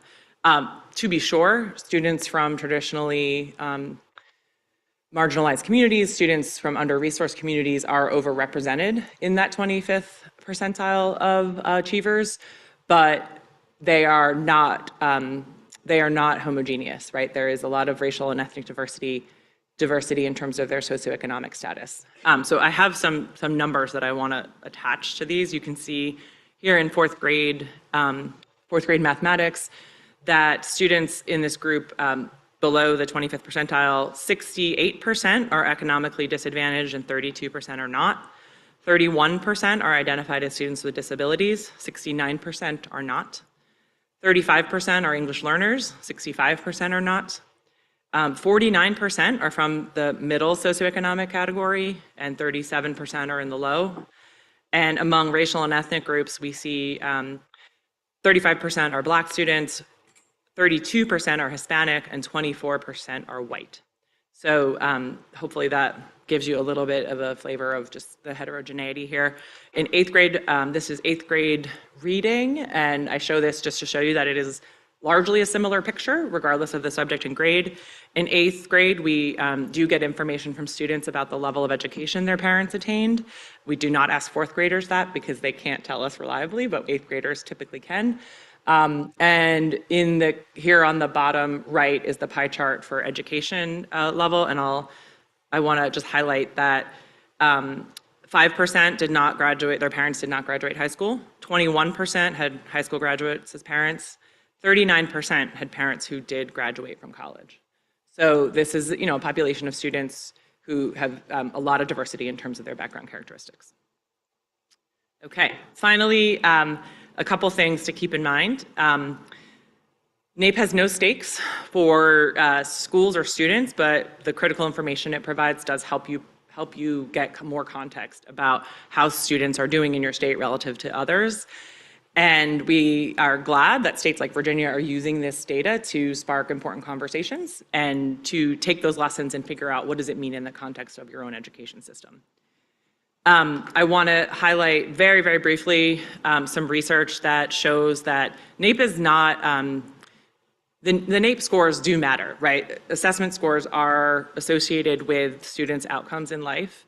There's research from Stanford, Eric Hanushek at Stanford, who estimates that decreases in NAEP scores equate to lower lifetime earnings for individuals and lower GDP for states because it affects the skill level of the workforce. So he has estimated that the losses we saw in eighth grade mathematics during the pandemic equate to about 31 trillion in future losses to the nation.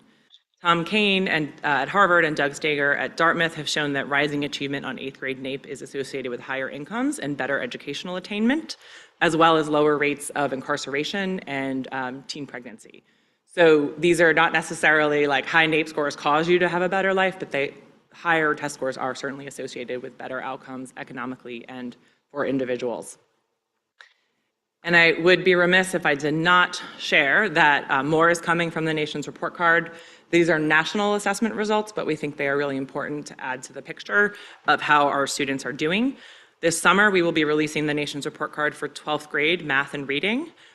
This is the first look at our students at the end of their K-12 experience since the pandemic from the nation's report card. And in the fall, we will have 8th grade science scores, which we know, science is so critical for students' educational futures as well, and we want to make sure that we're adding to that picture. Students this time next year, in 2026, will be taking the next nation's report card in reading and mathematics.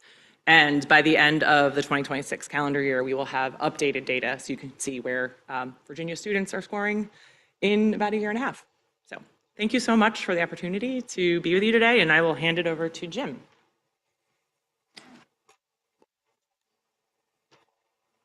Thank you so much.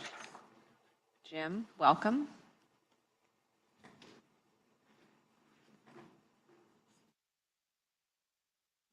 Thank you all. This is why Leslie should go first. My name is Jim Cowan. I'm the Executive Director for the Collaborative for Student Success. I appreciate the opportunity to be here today. I have my colleague Adam Ezring here today to keep me honest and be ready at spreadsheets if questions come up so we can handle those for you. For a little over 10 years now, my organization has been focused primarily on holding students to high expectations, to helping students and educators meet that bar, and following a strong system of measurement to make the adjustments that need to be done. It's a very simplistic way to put it, but in essence, we are a communications organization, and that is the way that we have functioned. I'm going to talk to you about something called the honesty gap that has taken a little bit of root and has become kind of a coined phrase that we're happy that it's there. We'd like to talk a little bit more about it nationally and how it looks in Virginia for you today. First off, like I said, the honesty gap is a communications exercise. We're not trying to make this sound like it's more than what it is. This is not a highly analytical tool. This is a look at a simple principle, which is parents deserve the truth. And so we have worked closely with Leslie and the team at NAEP because we do believe that NAEP is a strong bar and a strong system of measuring progress across the country. So the idea of the honesty gap is based on kind of a line of parity, if you will, where we have how states declare proficiency compared to how NAEP is showing proficiency. Of course, we would hope that states would be as proficient or even more proficient than NAEP. Unfortunately, a lot of times it's lower than NAEP for different reasons. So let's take a look at the first rollout we did on the honesty gap. The first honesty gap rolled out in 2015. It was based on 2013 data from Achieve at the time. What we saw were that there were 14 states that had gaps between NAEP proficiency and the state proficiency that were 40 points or higher. Virginia was not one of these groups. They had the honesty gap of 27 points, minus 27 points. So they were not perfect, but they were not in the worst performers. This is in fourth grade reading. In 8th grade math in 2013, again, we had 12 states that had gaps that were 35 points or larger that came out. Virginia, also not in this group. They had an honesty gap of 29 points. Again, not the best, but definitely not in the worst group that we saw. So let's leap forward to 2024, our most recent honesty gap. We said initially that we had 14 states with gaps that were 40 points or higher. In 2024, we only had 2 states that had 40 points or higher, and it was Iowa and Virginia. Virginia had an honesty gap of minus 42 points. This is back in reading. And in 8th grade math, initially we said we had 12 states with the biggest gaps of 35 points or more. And in the most current one, we had 3 states that had 30 points or higher. and it was Iowa, Missouri, and Virginia with minus 34. So we started looking at what happened in this time frame to move us to this point. And I think we can say a lot happened. There was a pandemic. Schools shuttered. Kids went home. Kids learned remotely. Kids came back. We started to see drops on NAEP scores. We started to see drops on state summative tests. We saw drops on formative tests. We saw grades coming home from school, including from my own 2 daughters, that were A's. And I'm very happy that you had our friends from Learning Heroes in here not too long ago to testify, because what they showed was pretty startling, which is that 8 in 10 parents think their kid's on grade level, but only 4 in 10 are actually proficient based on NAEP scores. That's important to us, and it's something that personally I feel, and if you have kids, you feel that as well. So we recognize that, and what that has created is this difficulty in staying true to the honesty gap. It has created a level of opportunity to lower cut scores, to make yourself, to mask differences and make yourself look more proficient than you actually are. It's becoming harder and harder to hold that higher bar. A couple weeks ago, I put out a piece in Forbes that looked at Virginia in particular, because I was curious, like, how did Virginia get next to Iowa on this? And so I began to look at what was going on in Virginia. I see that things happened in 2019. I see that there were changes in accreditation for schools. I see that there were lowering of cut scores before the pandemic. Then the pandemic hit, and it was literally a 1-2-3 punch on the state of Virginia, which caused, I believe, the state to drop to where it is today. I also noticed that you're not running from it, and that was the whole theme of the article. And I thought that it is an example for the rest of the country, I think, to follow, that the only way that you're going to deal with this is to not shy away from it. And what I saw was very public and open acknowledgement of the issue. A lot of movement around accountability movements, working towards chronic absenteeism, dealing with a lot of the problems that we know can make a difference. And so the point of my article was to applaud that. Now, again, this is a communications exercise. Our job is to take the extremely sophisticated work that is done at NAEP with those slides and turn it into something that average parents can understand. And I think they understand this. You don't run from a problem, you deal with it. And I think that's what Virginia is doing. And so that was what my intention was here today. That was much easier than what Leslie went through. I'll stop there. Are there questions? Comments, questions? Yes, ma'am. Ms. Holton. So thank you both for your presentations. Very, very useful. And I know you both have a lot on your plates right now, especially we're thinking of our friends at in your world, Ms. Muldoon, and we're very, very grateful that you're making time to be with us today. Very helpful. Mr. An honesty gap question, and then I have a question for Ms. Muldoon. The honesty gap question, as you've labeled it, I hear you that it's really primarily a communications tool, and I appreciate that. I think I am right that Virginia, I see you show that Virginia was not as bad by your honesty gap metric in 2013 as it is, as you would characterize it being now. But we've been aligned, our cut scores have been aligned much closer to NAEP Basic than to NAEP Proficient for 2 decades. Am I right about that?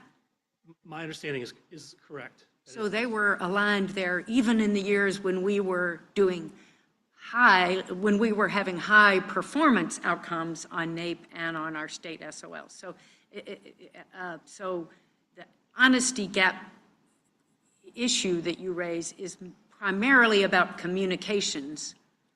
It is a simple differential between what NAEP shows as proficient and what a state declares as proficient and above.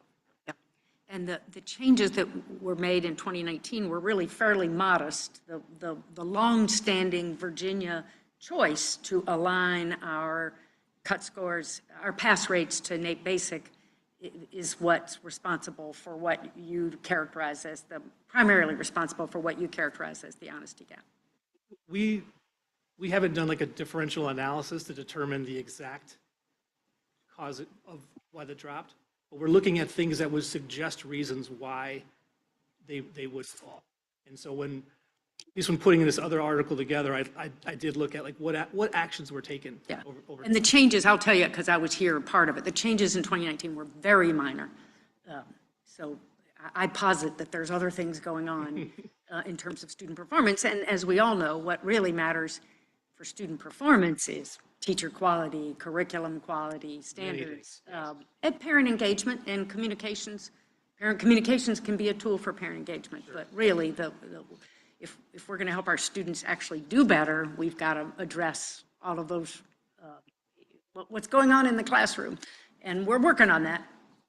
Absolutely. I am just happy to show how this pairs across, the national landscape and snapshot. Yeah. And then my question for Ms. Muldoon, and then I'll yield. Thank you, Madam President, is we were shown studies back when we started this process. I think it was fall of 23 or maybe even. I'm sorry. Would you mind before that. speaking closer to the microphone? I'm just having. Sorry. Whoa, now it's too loud. But we were shown studies back when we started this process. Matt Chingos, who does, I think, great work at Urban Institute, I know you know, and I believe there's also some folks at Education Next, Daniel Hamlin and Paul Peterson, who've done work showing, well, as you know, a number of states over the last decade plus have realigned their cut scores. Many of them, and it shows in Mr. Cowan's charts too, were aligned closer to NAEP Basic as we are and have made big movements, realigning their cut scores closer to NAEP Proficient over the last couple of decades. And the analyses we were showed that alone did not move student outcomes. In other words, it's a communications tool, but just realigning to NAEP Proficiency instead of to NAEP Basic doesn't in and of itself make students do better. Am I right? Or am I understanding that research right? Or do you have contrary research? Well, I'll say one caveat, just the nation's report card is better at telling us what's going on than why. That is, I think, just important to say. Second, I would say that I think Jim, and the work that they're doing on the honesty gap, that I would argue is very much about communicating and helping get the attention of parents and community members and others who have a stake in the student outcomes. I think for NAEP, the achievement levels are, and for any state assessment, achievement levels are more than a communications tool. They're intended to articulate what students should be aiming for, what teachers should be aiming for, and what set of skills the state, or in the case of NAEP, say students need to be able to demonstrate to be successful at the next level, whatever that is. And I think that if setting high standards for kids, whatever that means, is a necessary but not sufficient step to help them to help the system, right? Help teachers, help parents, help schools get students to that level, right? All students to that level. Well, necessary but not sufficient, you mean if you have great teachers and great curriculum and allocating resources to your low economic disadvantaged students, et cetera, you can get great results even if you have cut scores aligned with NAEP Basic instead of NAEP Proficiency. Am I wrong? I think that in that case, you might not be telling parents whether students are achieving at the level that they need to be successful. You might have the communications issue, but in other words, raising the cut scores alone does not move NAEP scores at all. I don't think we have conclusive research that shows just changing cut scores, but I think that's the same as just raising your academic standards. Just changing academic standards in the state, we know is not enough. It's down to implementation and alignment of the systems. But what we have is research to the contrary, that raising cut scores alone is not going to make students do better on NAEP or on any other test. At least that's the research I've shown. And so if you've seen some different, that's what I'd love to know. But so I think so then I'm trying to understand what is the theory of change for moving our cut scores from aligned with NAEP Basic to NAEP Proficient. And I think it's really primarily as a communications tool, which is back to Mr. Cowan's purpose, which it can help with parent engagement. Is that the theory of change? Well, I certainly can't speak to the theory of change for a state. I will speak from the NAEP perspective and why we set the achievement levels at the level that we have for the last 30 plus years. And that is to articulate what knowledge and skills students need to have mastered in order to be prepared. And so that is, and again, as I said before, I think it is about communicating, and that's why I showed sample items, right? There's a whole lot more, there's a lot of research that goes on behind that to articulate what does the test show students know and can do. So it is about communications, but it is also about sending important signals to educators, to students, to families about the body of knowledge students need to attain. So I would argue that's more than a communications. It's about, it's a very clear articulation of the values and the goals towards which the system should be working. Right. So just for one more comment that I think the choice Virginia has made in the past, whether right or wrong, was not a choice that we didn't want our students mastering challenging material, but rather that we were aligning our cut scores to what we understood to be the minimum that a student needed to move to the next level. Whereas the choice to align to NAEP Proficient, I'm hearing you say NAEP Proficient is more, has a student mastered challenging material for that grade level. And so that's really the difference between basic and proficiency. The minimum necessary versus the challenging, mastering challenging material. And states, can choose to align with those definitions or not. And I think my colleagues are ready for us to move to aligning to the NAEP definitions, but it's all definitional, really. Okay, for just 1 second. True or untrue?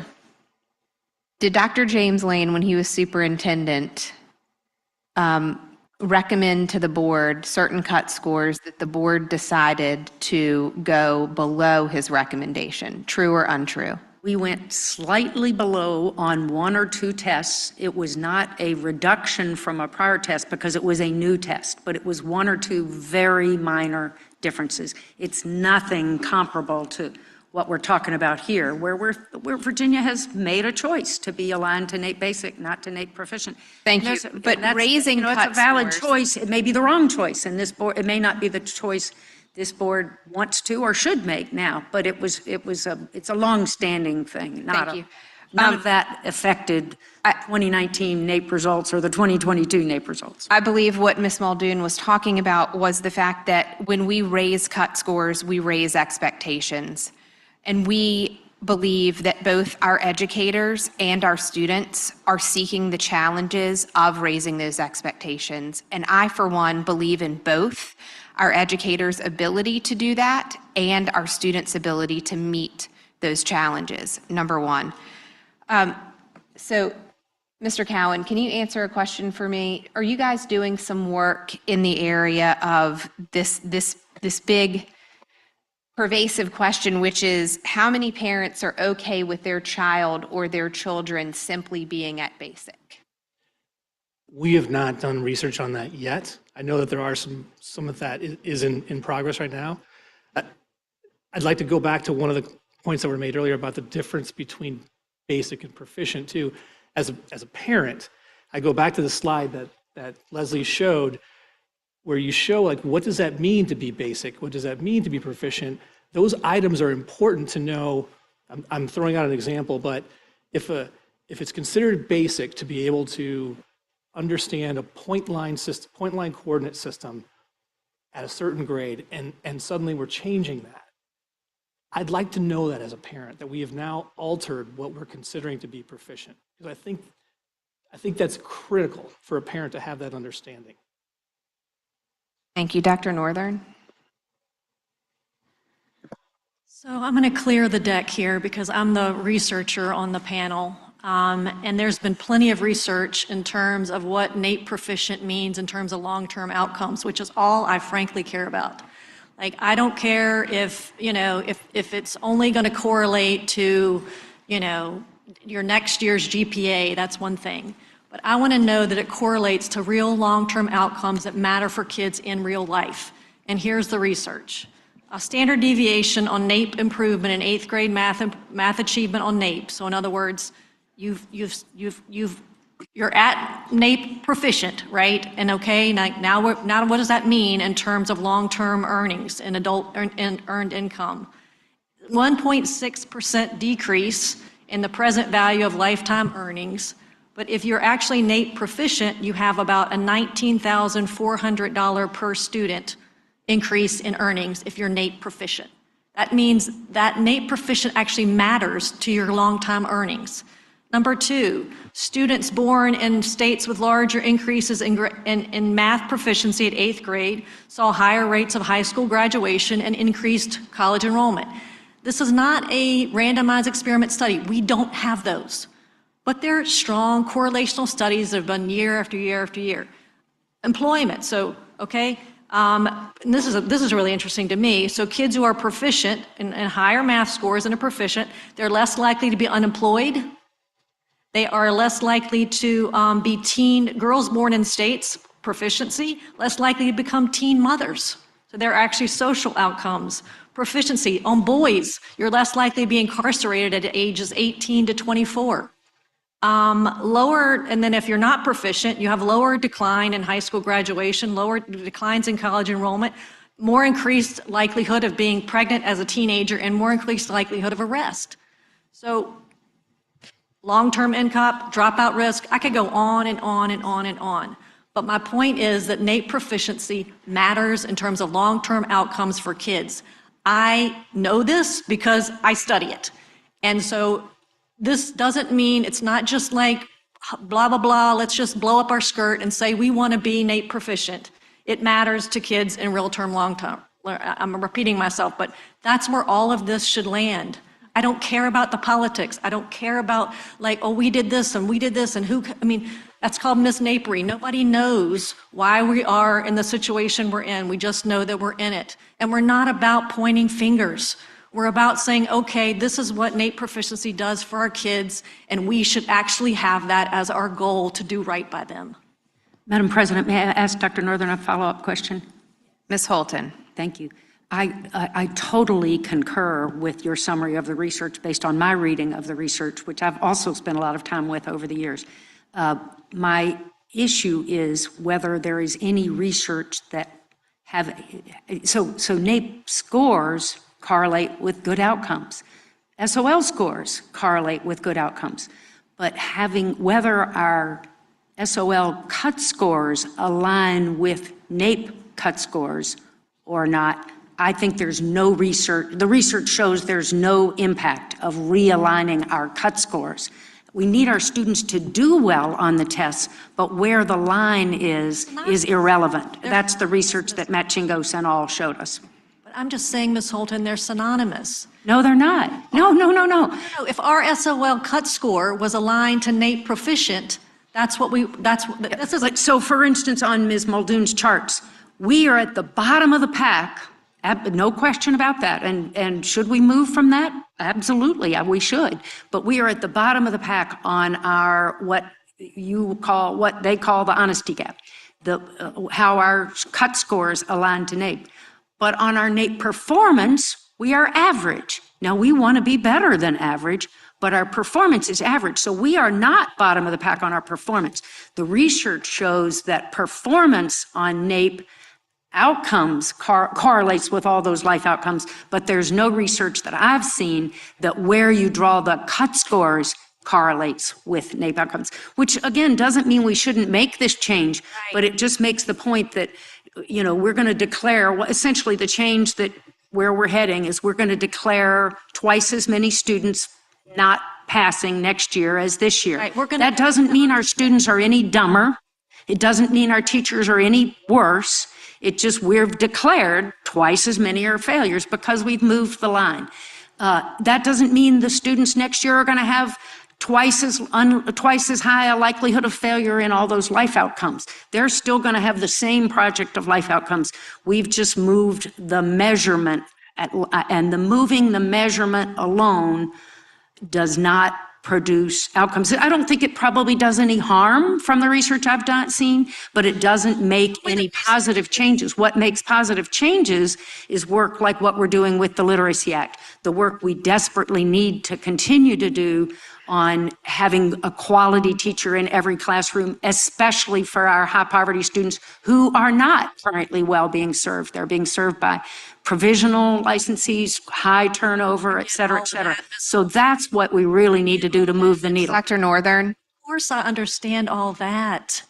It's not the point we're making. We all know all we need, that the answer, high expectations are a part of the larger puzzle of all of this. But I can guarantee you there's no state that has cut scores in the basement like ours. In the basement like ours on cut scores has low expectations for kids, because low expectations are like a domino, right? Like you have low expectations here, you don't magically have them somewhere else. And actually the test scores are where the rubber meets the road, right? Where all of these things that we know come into play, the disadvantage, and so on and so forth. But at the end of the day, it's the same test. And it's holding all kids to the same rigor and level of achievement. And I actually think that if we say, okay, we can move the bar really, really, really low and still expect that our kids are going to raise up and do all these great things when we're not expecting them to do it, it makes no sense. It really doesn't make any sense. So part of this is about NAEP proficiency and the research, and part of it is about common sense and what signal do we send to kids when we actually set the cut score so dang low. And you see a slide like that, and you see Virginia way at the bottom on the cut scores. It's embarrassing, frankly. We need to do better as a state for our kids. It's a communications tool. Ms. Holton? Mr. Hanson? Do you have comments? Okay. Thank you, ladies and gentlemen. We appreciate your participation today, your expertise. We thank you for being a part of our National Expert Series. You all have brought new fire to the discussion, as you can see, and we're grateful for your contributions here today. So thank you. We are going to go, well, I need you to go ahead and make a motion here. We are going to switch back into our licensure cases. And so what we are going to do now is I'll entertain a motion to go into closed session. Mr. Hanson? I move that the Virginia Board of Education convene in a closed meeting for the following purposes: discussion or consideration by the Board of Education of information relating to the denial, suspension, or revocation of teacher licenses subject to the exclusion in subdivision 11 of section 2.2-3705.2 pursuant to section 2.2-3711A40 of the Code of Virginia, and consultation with legal counsel regarding specific legal matters requiring the provision of legal advice pursuant to Virginia Code section 2.2-3711A8 of the Code of Virginia, and the legal counsel to Virginia Board of Education staff whose presence will aid in the board's consideration of this matter participate in the closed meeting. Is there a second? A motion has been made and seconded. All those in favor signify by saying aye. Aye. Any no? Okay. Motion carries. The board is now in executive session. All staff members and members of the public who have not been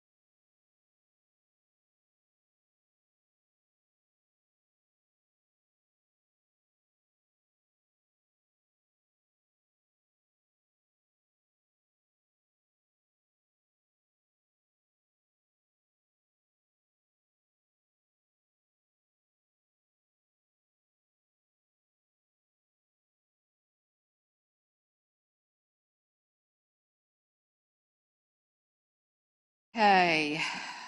The chair will entertain a motion to certify the purpose of the meeting in closed session. Mr. Hanson? We convened today in a closed meeting pursuant to a recorded vote on the motion above and in accordance with the Freedom of Information Act. Section 2.2-375 of the Code of Virginia requires the board certify that to the best of each member's knowledge, only public business matters lawfully exempt from open meeting requirements under this chapter, and only such public business matters as were identified in the motion by which the closed meeting was convened were heard, discussed, or considered. Any member who believes there was a departure from these requirements shall so state prior to the vote, indicating the substance of the departure that in his or her judgment has taken place. The statement of the departure will be recorded in the minutes. Is there a second? Motion has been made and seconded. This will be a roll call vote. Please signify by saying aye. Ms. Kilgore? Aye. Dr. Northern? Ms. McPherson? Ms. Holton? Mr. Hanson? Chair votes aye. Okay, that motion carries. Okay, as we took up a number of cases today, I will ask for the board to make such motions to follow. In the case 2024-25, the board, the chair will entertain a motion to take no adverse action. So moved. Is there a second? Dr. Northern? Ms. Kilgore? Aye. Mr. Hanson? Aye. Ms. McPherson? Ms. Holton? Abstain. And chair votes aye. In case 2025-03, the board, the chair will entertain a motion to issue a written reprimand to Joshua David Herndon. Is there a motion? Move. Second. Okay, it's been moved and seconded. Dr. Northern?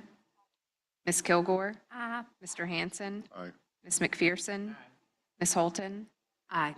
And chair votes aye. Case 2025-01, chair will entertain a motion to take no adverse action. Second. Okay.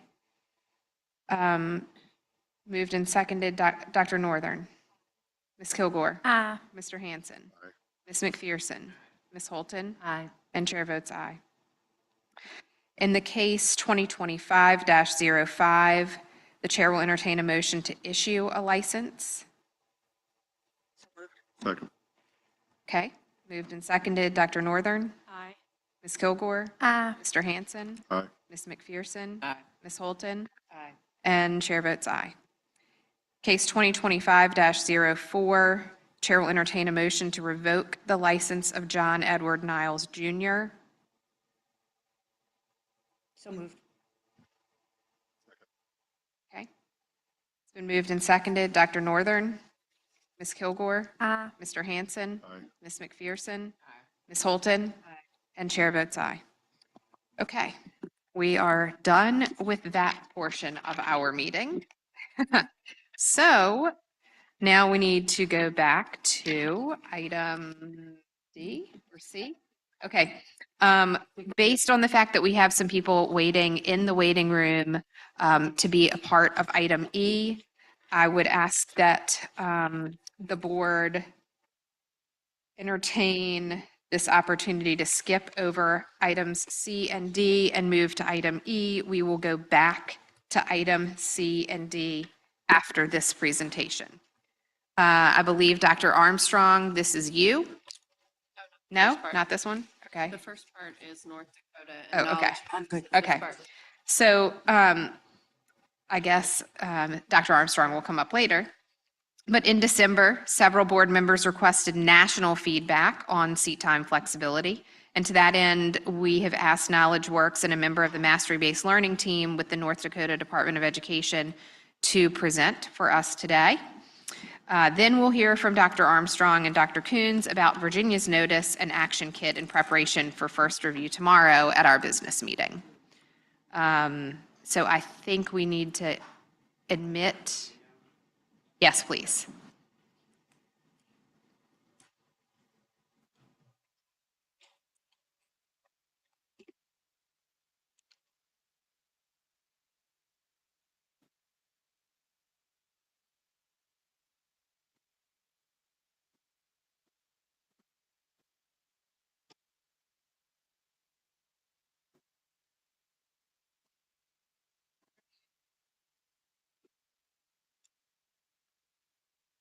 Good afternoon. Thank you for being with us today.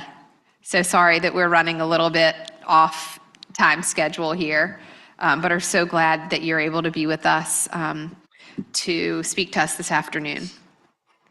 We are ready for you to introduce yourselves and proceed whenever you are. Great, thank you. This is Ann Ellefson. I'm with the Department of Public Instruction in Bismarck, North Dakota. I want to confirm that our slides are currently being displayed, or would you like me to share my screen? They are good. Yeah, they're up. Sorry, this is getting really loud. I'm sorry if I busted your eardrums. What? Yes, yes, thank you. Yes. I will share my screen. How is that? Okay, perfect. So happy to meet you all. Ann Ellefson, as I said, I'm the Director of Academic Support in the North Dakota Department of Public Instruction. We want to thank Dr. Coons and members of the Virginia State Board for inviting us here today to share with you some of our strategies, lessons learned, and different perspectives as we've pursued personalized learning throughout the state of North Dakota. As Director of Academic Support in the DPI here in Bismarck, we have a variety of projects and initiatives, and one that I oversee is innovative education and the rollout and practices that we have within our schools and districts. When the first piece of legislation was issued in 2017 to do this work, we recognized that the state could not do this alone. We had limited capacity to support our 148 school districts, and developed a strong partnership with KnowledgeWorks in order to support our schools and districts. So my KnowledgeWorks partner in crime is Lori Phillips, and I'll let her introduce herself. Thank you, Superintendent Coons, Chair Creasy, and members of the State Board of Education for having us. I am a grateful partner to Ann in North Dakota, and I am a Senior Director of Teaching and Learning at KnowledgeWorks, and lucky enough to work across the country and have been working in North Dakota alongside Ann and her team for this is year 8. So grateful to be here. Thanks, Lori. So as we prepared for today's session with you all, we thought we would go ahead and share North Dakota's approaches to innovative education, what that's looked like throughout this journey, and then also kind of in tandem between Lori and myself, give examples of what this work actually looks like occurring in schools and districts across our state. So we'll share some information. We'll have time for questions at the end, but should you have questions as we navigate, please feel free to interrupt. So as I mentioned, the partnership between KnowledgeWorks and in particular Lori Phillips and the Department of Public Instruction really grew out of an organic place. We recognize our schools and districts needed support that was beyond what we at the State Department had capacity to provide or understand. Through our 8 years together, we support each other through thought partnership as we write grants or develop policy or practice within our state. We really work hand in hand with each other. I will say that the KnowledgeWorks team brings together a policy, a practice team, and also some visioning that has been a benefit to the state of North Dakota. Our assessment offices and other offices within the Department of Public Instruction have also utilized KnowledgeWorks as a sounding board for design and development. We've also provided design and facilitation for district level supports. So schools and districts that have pursued innovative education models, what does that roadmap look like? And KnowledgeWorks has helped to guide that roadmap. Through innovative education, we do recognize that district leaders need to behave differently and receive supports differently. So KnowledgeWorks has been able to also provide additional support, coaching, mentoring on district leadership.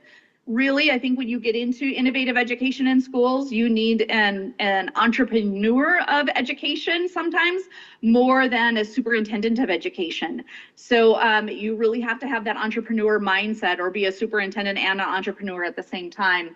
So we've been able to provide our school districts with that leadership support and development.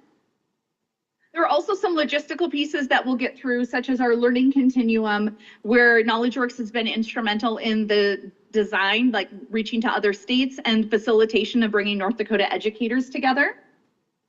We've moved through this journey and now are in a place where we have a statewide network where we have North Dakota educators, North Dakota leaders providing strategies to spread and scale personalized learning to each other to help lift and support. So the journey with KnowledgeWorks has been robust, and I will say that North Dakota would not be where they're at without a partner like KnowledgeWorks at the table.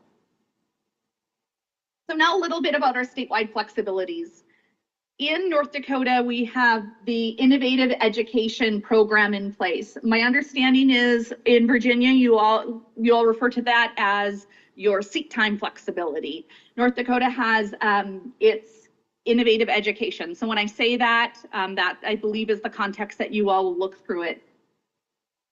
When we work with our schools and districts, often they will want to find the one piece of statute that might be in their way, the one piece of law that might be in their way. And that really is not the approach that we take with our innovative education program. Rather, we ask for our schools and districts to design a comprehensive plan, a systems level plan that looks at what's their rationale and vision for innovative education. What does this look like at the systems level? How do they know that this is what their stakeholders want and need? Stakeholders include their teachers, their students, their community, parent members, board members, and so forth. There is a level of board approval because we know that pursuing innovative education it's a tax on time and development of staff, and we really need to behave differently in schools that are moving towards innovation. Also, the level of support provided for professional development for educators has to be articulated, and how is that supported throughout the process? And then we look at implementation and continuous improvement. What we've learned is that some schools that have had an innovative waiver in place since 2017, they've iterated along the way. You only know what you know as you design your system. And so we've had to be responsive to that, to their continuous needs on an ongoing basis. There is also an element of evaluation and sustainability where we report to our state legislature on an annual basis regarding progress and outcomes for the innovative education schools. As we've learned since 2017, these schools, it's important that they have a community in which they can learn from one another and with one another. Often it's an isolating experience if you're trying to innovate a system all on your own. The other thing that North Dakota has done uniquely, we believe it's uniquely, is that the state has approached this work to learn from our schools and districts that pursue innovative education. So the state is in a true partnership with these schools and districts, and then we leverage that partnership to adjust our practices and inform our policy. We've seen changes to our North Dakota Century Code and Administrative Code as a direct result of practices that are happening in classrooms, schools, and districts that are practicing innovation. So we're able to address those barriers that were on their original list with more context and true examples of what it looks like. So that's a little bit of ground setting for the next part of our slides. On this screen, you'll see our innovative education timeline. So I did begin explaining in 2017 when our partnership really started with KnowledgeWorks. But prior to that, in 2015, Superintendent Kirsten Baszler was elected to the Superintendency of North Dakota. She was a fresh person in that position. Prior to that, Dr. Wayne Sandstead served for 28 years. So Dr. Lisa Coons, you have a little bit of time if you want to beat Wayne Sandstead's record, 28 years as state superintendent. And so Superintendent Baszler stepped in with her ears wide open, and many of our schools and districts in 2015 to 17 said, here's the flexibility that we need. And in North Dakota, we have everything from one-room schoolhouses to large comprehensive high schools with thousands of students. And their needs were vastly different.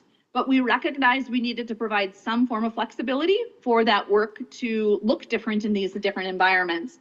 So with listening, gathering information from our schools, districts, advocates from 2015 to 17, we've then pursued this journey with Knowledge Works at our right hand in this timeline that you'll see. So we'll be referencing back to this slide, or to especially the titles and colors on this slide as the next few, as the next section pursues. So our first major piece of legislation was Senate Bill 2186, which is our innovative education bill. This was passed in 2017 and allows for that school or district to design a comprehensive plan for improvement. It allowed the state superintendent to waive a laundry list of sections of Century Code, and every other year we meet on a biannual basis, our legislative assembly. This section of code is updated with additional areas where Superintendent Basler may waive statute and authority. Districts that do pursue the innovative education program have 1 year of planning. So recognizing that it takes time to bring teachers, community members, and so forth, a minimum of 1 year of planning to bring those individuals together to design. And then they receive a waiver for 5 years of implementation under that plan. As I mentioned, we have some schools that started this in 2017, and they're on their second set of 5 years for ongoing implementation. I also mentioned that we collect reports on an annual basis from these schools and districts and report regularly to our legislative assembly. Lori, I'm going to share it with you for a little bit, and then I can provide some further context on what this looks like in North Dakota. Absolutely. So Empower Ed is a program within the Bismarck City Schools or public schools, one of the largest districts in the state. The Empower Ed program started in 2020.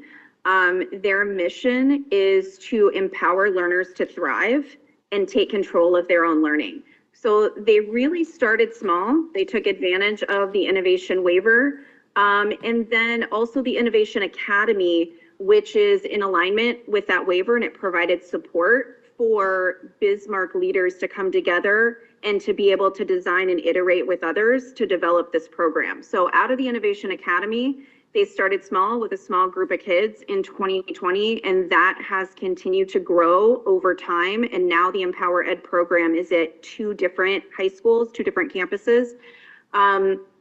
It really embeds community projects. It is competency-based. We have had the privilege of engaging with many learners within the Empower Ed program, and the level with which the learners can describe what they're learning, can drive what that learning looks like. They drive, how they spend their time, when they need to show up, and what they need to work on and what they're trying to accomplish. And they're very articulate about all of that. So I think Empower Ed is certainly delivering on the mission. They iterate constantly and try to meet learners where they are. It is open and accessible to all, although they say maybe not for everyone.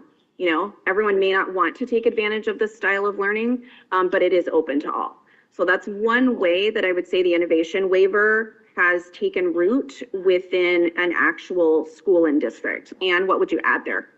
Yeah, I would add, you're right that it began small, almost like a school within a school type of structure. It's important to note that the original design is in a career academy that does not issue its own high school diplomas. So it is a separate structure, a CTE, a career and tech ed building within the Bismarck Public School Districts, where the comprehensive high schools have kids that attend there.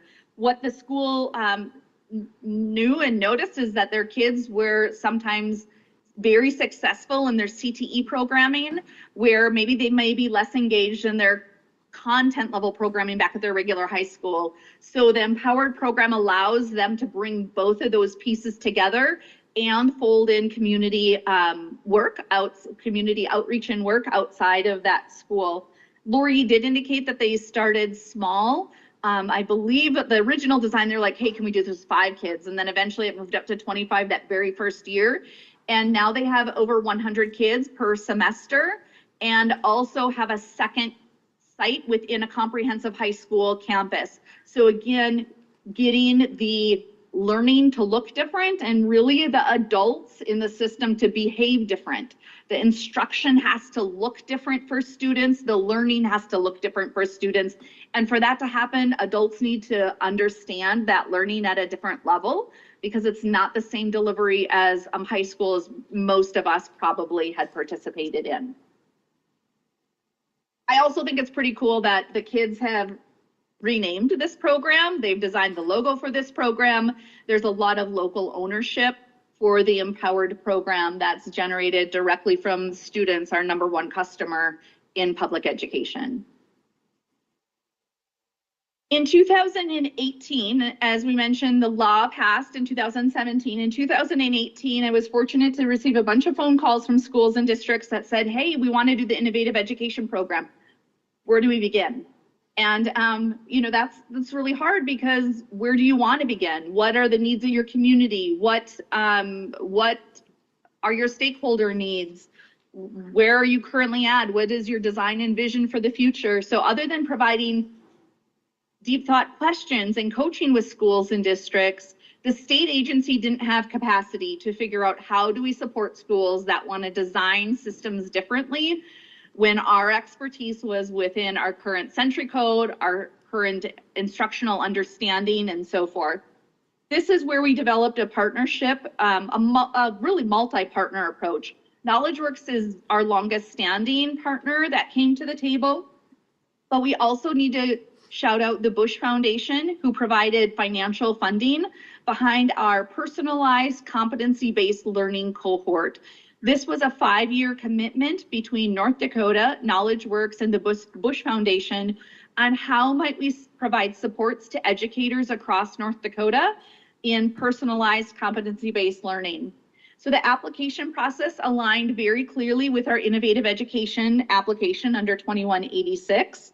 The schools and districts that were interested had to agree to multi-year commitment for implementation, as well as systems level changes. So that looked very different in our largest comprehensive high school, which has 11 to 12,000 students, to some of our smallest schools that have K-12, maybe 500 students. In North Dakota, when we roll out pilots and programs, we feel it's really important for our schools to see themselves within the model schools that are there. I would imagine in your state as well, you have large schools and small schools. If you only provide an opportunity to your large schools, those small schools are like, well, that's easy for them. They have coaches, they have a building principal. And our small schools are like, my building principal is driving the bus and coaching volleyball tonight.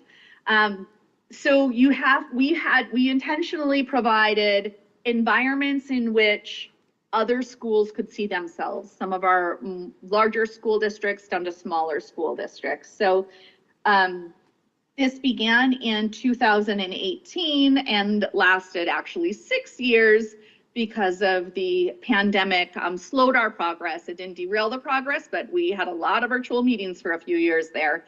So it did slow that progress. Lori, I'll let you talk a little bit here about what the cohort looked like. Thanks, Anne. So this was really when KnowledgeWorks began, I would say, to have some district level partnerships, always in tandem with Anne and the department. We had districts apply, we put out an RFP. I think it's important to recognize that there were 5 districts who began this journey, and talked about it earlier, leadership, development and leadership capacity is really important. So we had 4 districts who persisted. Area size districts, West Fargo being the largest district in the cohort, they are consistently adding schools and growing, so upwards of 12,000 kids. Northern Cass, it's important to say that they were out in front. Northern Cass was probably about 5 years into their journey at the point that they started this cohort, and due to a really strong relationship with Anne at the department, she said, this is going to be good for you. You should join this. Oaks has around 550 kids. They were starting at the beginning. And then the Marmot Wolves in the lower left-hand corner had our heart from the beginning. That is a high school within the Department of Corrections, and that's the Youth Correctional Center. So They brought a unique perspective to this cohort as they are meeting kids' needs in all areas, not just including academics, and they had a lot for the rest of us to learn from. So it's important to say when you're bringing districts together that are at all different entry points, you know, Northern Cass, yes, had a lot to share with the rest of the group, but they also needed to feel that they could learn and grow, and they were going to be stretched and challenged. And so we needed to walk the walk and say, can we personalize an experience for adults in a way that we're asking, and we can model that, or we want them to do that with kids in classrooms and educators in buildings, you know, from the leadership level. So I would say one of our biggest challenges was we were looking at the sustainability and the long game here to say, we want this not to just be 5 to 6 years of really great professional learning. We need them to build collective efficacy. We need them to depend on each other, value each other, begin to share resources, and recognize that they can't do this alone, and there is strength in numbers. And so would they continue to collaborate long after this cohort ended? And Ann and I can be really transparent to say that we were probably 4 years in still, you know, kind of scratching our heads to say, West Fargo as a large district really wondered how they could learn from a small district that was rural and vice versa. They're different. They have different challenges. We're unique. They all feel that way and they're all correct, but they can still learn from one another. And so I would say one of the biggest levers coming out of COVID was we started to have the districts host site visits. So each of them agreed that per year they would host 2 to 3 site visits within the cohort. And they started to recognize as they sent educator teams to each other. You know, West Fargo sent a group of middle school educators down to Oaks, and they came back and said, okay, we're going to take more. They really didn't feel it was going to be relevant. And they learned quickly that small school, large school, we all have kids in classrooms, and we're all trying to innovate and personalize that experience. And they really started to recognize they could learn from each other, and they didn't have to recreate the wheel all the time.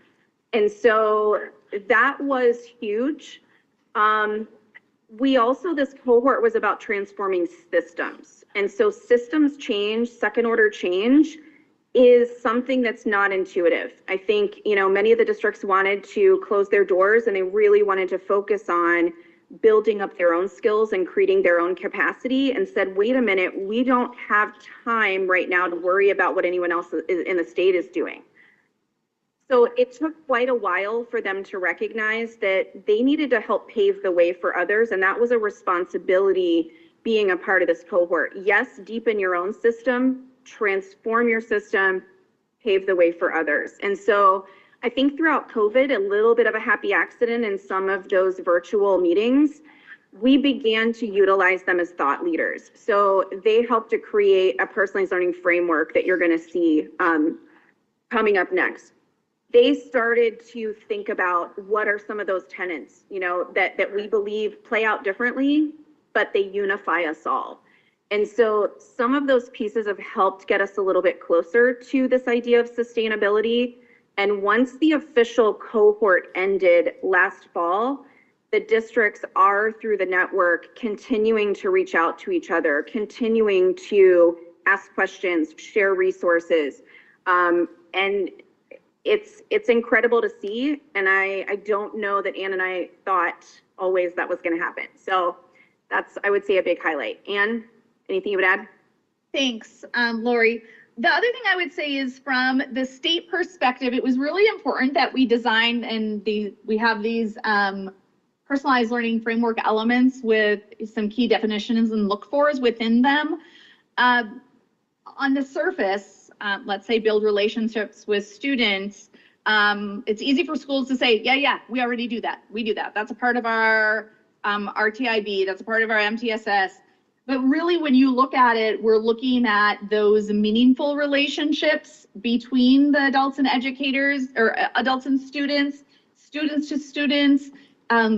We really believe in a level of personalization, especially when it comes to their work. So their work can support that relationship development throughout. So what I would say, especially as we've pursued innovative education, being clear and articulate on your state structures, not necessarily as a, no, your MTSS system doesn't necessarily do it exactly this way, but allowing people to see themselves within your framework and understand how they continue to learn, grow, and deepen within that framework that already exists.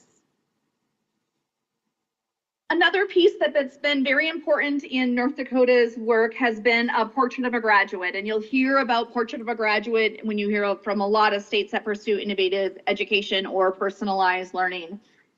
In North Dakota, this was developed under Governor Doug Burgum. And what we found was as our districts worked through their local processes on personalized learning, they went through a process to define their local portrait of a graduate. And as we continue to have conversations on state policy or at that level above the school districts, having a structure and a framework and a common language for those other entities was critical. One of the things in North Dakota, the portrait of a graduate is not required. It's not required in statute. It's not required that anybody has to have a portrait of a graduate. What it does provide is it provides a North Star for the state of North Dakota, for educators and learners and our school systems to aim towards.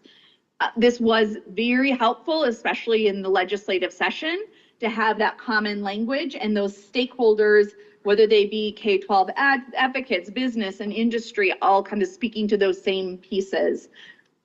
On this slide, you'll see the 2021 portrait of a graduate that was designed and developed. We had over 100 stakeholders, everything from business and industry to non-public schools, to students, to educational leaders, a part of this process. So this was developed under the governor's office, but it's become a foundational element that we've been able to build into our other practices, such as the North Dakota Learning Continuum. So in 2021, that legislative session, our schools and districts said the innovative education program is great. We'd like some flexibility on a graduation pathway that might look different than your traditional 4 courses in English, let's say. So Senate Bill 2196 provided the state superintendent the authority to create a learning continuum, and it also provided flexibility for a mastery framework. We'll talk about what that means in a second. But for the learning continuum, we felt that this was a critical piece for our schools and districts in order to fully transform their systems to a personalized competency-based system. It provides a structure for integrated and engaging learning opportunities, allowing for mastering essential knowledge, skills, and dispositions that align to the student's post-secondary career or military interests. North Dakota has a vision that all students will graduate choice ready with the knowledge, skills, and dispositions to be successful. That's in post-secondary, career, or military. So this portrait of a graduate on the prior slide became a foundational element for our North Dakota Learning Continuum.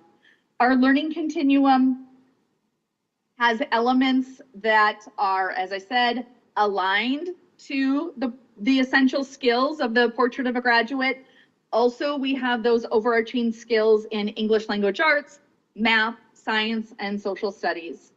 Lori, I'll let you speak to a little bit about that process when we actually designed it in 2022.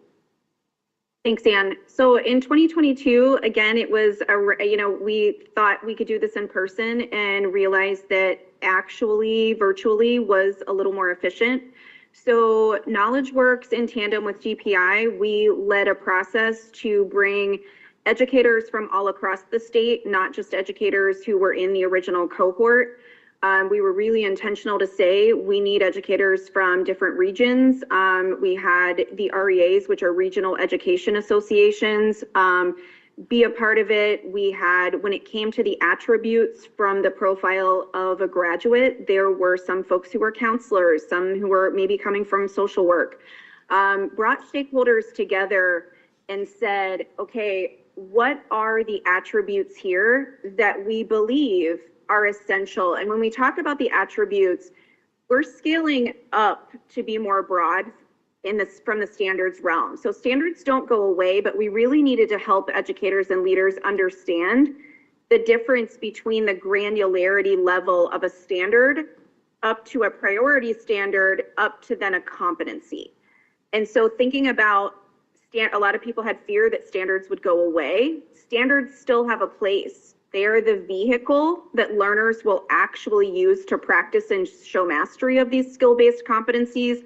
But a competency really is meant to be a cross-cutting skill or concept. So as Anne said, if you look at the North Dakota Learning Continuum, you will see headings, which we think is a baby step, a training wheel. Some may always leave it there, that you will see social studies as a category. But if you look underneath social studies at those attributes, if you removed social studies as the topic area, they could be practiced across the board in all content areas.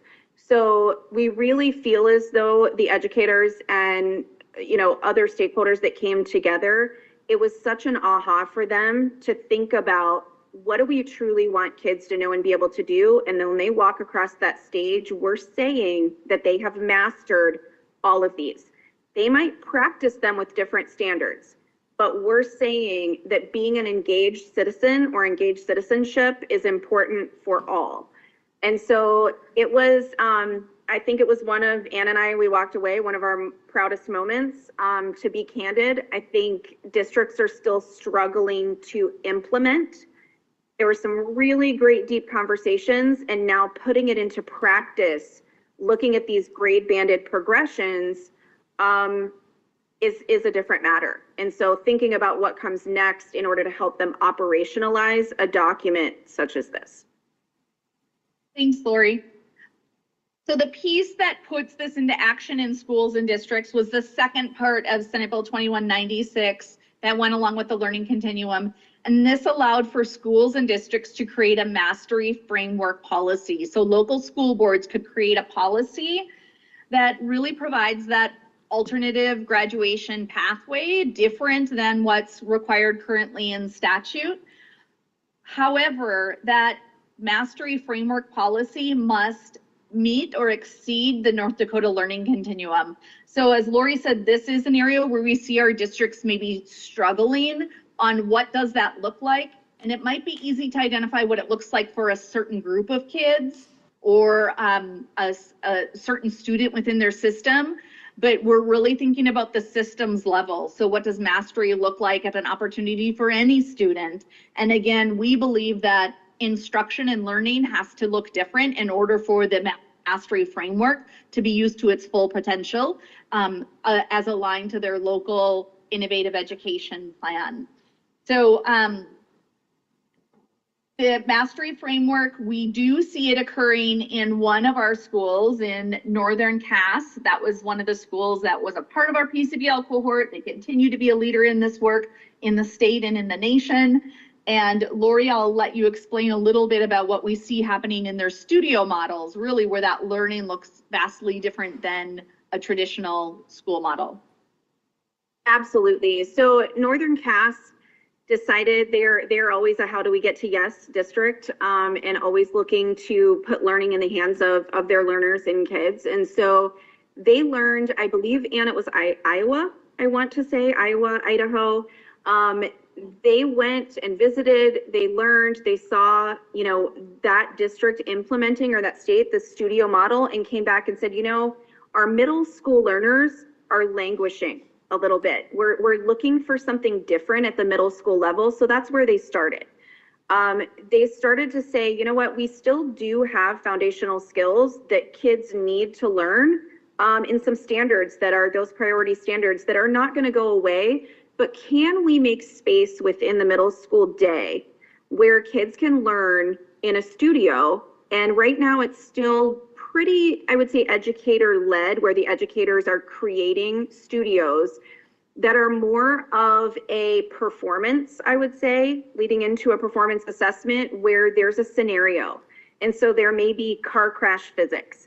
But wrapped within that 6-week experience for kids, there are identified competencies and there are identified standards that kids will be able to master as they move through that studio. A piece that I want to make sure that you know is that the learning continuum really was meant for districts to adopt if they needed to adopt it and didn't have the capacity to go through that productive struggle and create their own. Northern Cass is a district that had done some of that legwork, so they did not take the North Dakota learning continuum and just adopt as is. So Dr. Corey Steiner and team, they wanted to match local language, they wanted to align to their focus areas, so they have taken, you know, and Ann said it has to be, the learning continuum is the floor, you know, so they had to go above and beyond that. So they have their own take on the learning continuum. And another piece of their studio is there has to be an expert in, expert out. So they really are bringing in community experts and community partners that have to be a part of the studio experience for kids. Kids get to join and decide which one they want to be a part of. And now kids are starting to recognize I could have a different end product than, you know, someone working next to me in this group. And because of that, I might bring in a different competency. I might bring in a different standard. And so there are some baked in, but there are also room for kids to have voice. And then you have some educators who are working with the kids, and this has now flowed up to the secondary level, and plan is for it to flow down into the elementary, but they're working with kids as coaches to say, you are in need of this, and this competency. How could we put a studio together for you that is something that you're interested in and that it's something that you can work through and you will master the competencies that you need to master while also being in a preferred learning experience that aligns to your goals. So they've seen a lot of success with that, even in remediation at the secondary level. And so a lot of room to grow, but they've been the first district to take advantage of Senate Bill 2196 in this way. Thanks, Lori. And then lastly, what we'd like to talk about is kind of as this work has evolved since our partnership with Knowledge Works in 2018, we brought these schools and districts together. They are part of a cohort. They've since evolved. Our funding with the Bush Foundation is done. And as Lori indicated, you know, we kind of were like, is anyone going to still be engaged after this work? What it currently looks like is our cohort has merged into a North Dakota network for personalized learning. We still recognize that districts need support beyond what the state agency can provide. They've leaned on one another to receive that support and have a place for thought partnership, for expertise, for other North Dakota personnel to share their learning and experiences. In our network for personalized learning, we really focus on a few areas. In particular, what does learning and growth for the educator look like? What does learning and growth for students look like? How do we share progress and spread the word of the personalized learning happening throughout the state? Provide leadership, coaching, and development. As we indicated, we believe that we need entrepreneurs within educational systems. So that needs to look a little bit different, especially in innovative environments. And then always focusing on continuous improvement for the network, for the schools themselves, and on a broader scale. So throughout this journey, we recognize that, you know, our school systems, they're not starting brand new and starting from scratch on this work. I'll often say, like, it's trying to compete for that top chef competition between 5:30 to 6:30 at night in my kitchen. Like, that's probably not the best time for me to become the specialized at my craft if I'm trying to focus on that systems level scale. Others will say it's like remodeling your house while still living inside and having all those functioning parts and parties that you may be hosting. We're asking our school systems to live in the current and provide something different. So supports, resources, technical assistance, and being really adaptable in what that looks like is very important. We find some of our smaller districts, they might not have coaching capacity. As I said, their person is wearing 14 different hats, much less a coaching hat, versus our larger districts might have coaching supports and structures, but how do you ensure all 15 of your coaches are on the same page? So the needs and supports look different between all in that personalized learning cohort. Lori, I'll let you speak a little bit about this next slide, and then we'll be ready for questions. Okay. The North Dakota Network for Personalized Learning launched last year. As Ann said, it really did evolve out of the cohort. And so a lot of the local leadership, I will say that Ann and I are behind the scenes, still maybe pulling some of those strings as the handoff isn't completely ready yet or clean. And so as a KnowledgeWorks representative who feels like a local in North Dakota, I still am directing this network, but very behind the scenes. At this point, you're not going to see KnowledgeWorks' name on something. At this point, you're not going to see something likely coming from Lori Phillips. When we talk local leadership, we decided that the network could focus on learning opportunities to share. Districts and educators always want to see what does it look like. And they feel they have to travel across the country to see something great in another classroom, and they don't. Great things are happening even within their own district. Maybe they don't get the chance to walk down the hall, and it's definitely happening across districts in the state. And then this idea of impact and improvement, how are we measuring not only the progress of the network, but how are we measuring the progress of personalized practices? So right now, there are 3 coordinators that are heading up those learn, share, and impact and improvement teams, and those are coming straight out of the districts. We have Tom Clapp out of Northern Cass, who is leading the learning opportunities. He is still doing his current full-time job, but believes in this, and his superintendent, Dr. Corey Steiner, said, I would be a fool not to want him to do this work because he's going to bring as much back to Northern Cass as he's contributing. And this overlaps with the work he's doing for our district. So absolutely, it makes sense. So we have people from Bismarck, from West Fargo, from other districts who are doing the leadership, and they're doing like the contribution into the network, instead of it continuing to be the Lori and Ann show, who then are just providing opportunities that may not meet the needs. But it's coming straight from those who are looking for the impact. So lots and lots and lots of iteration and room to grow. Today, as we speak, there were 2 learning workshops happening in Fargo and in Bismarck, and Ann and I were not a part of them. So years ago, we would have been leading them, creating the agendas, doing all the things, and now they're happening, and we are guiding, from the side. So it's exciting. It's exciting to see where it's going to go, and exciting to see how North Dakota can continue to work towards that sustainable network where they can learn and grow within the state. Thank you, Lori. So Superintendent Coons and Madam Chair, we will gladly stand for any questions that you might have or additional information that you would like to learn about North Dakota KnowledgeWorks or the support we provide to our schools and districts. Thank you so much for your presentation. We really do appreciate it. Are there any questions from board members? Dr. Northern. Why did heads turn down here? I know, I did ask for the presentation. All right, I've got several questions, but I will be brief, and hopefully some of them won't be too long.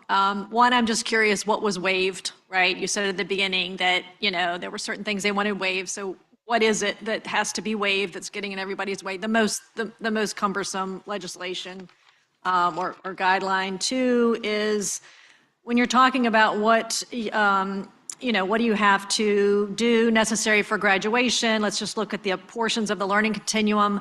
My concern was that you are prioritizing skills over content. So just kind of make me feel better there. Because I think it's easier to prioritize skills when you're talking about a framework like this versus particular content to be mastered. And I'm curious whether you had to actually alter any course requirements for graduation. So we're all familiar with four courses of ELA and 3 of math and 3 of science. But what we're seeing across the country is that you can't fit it all in.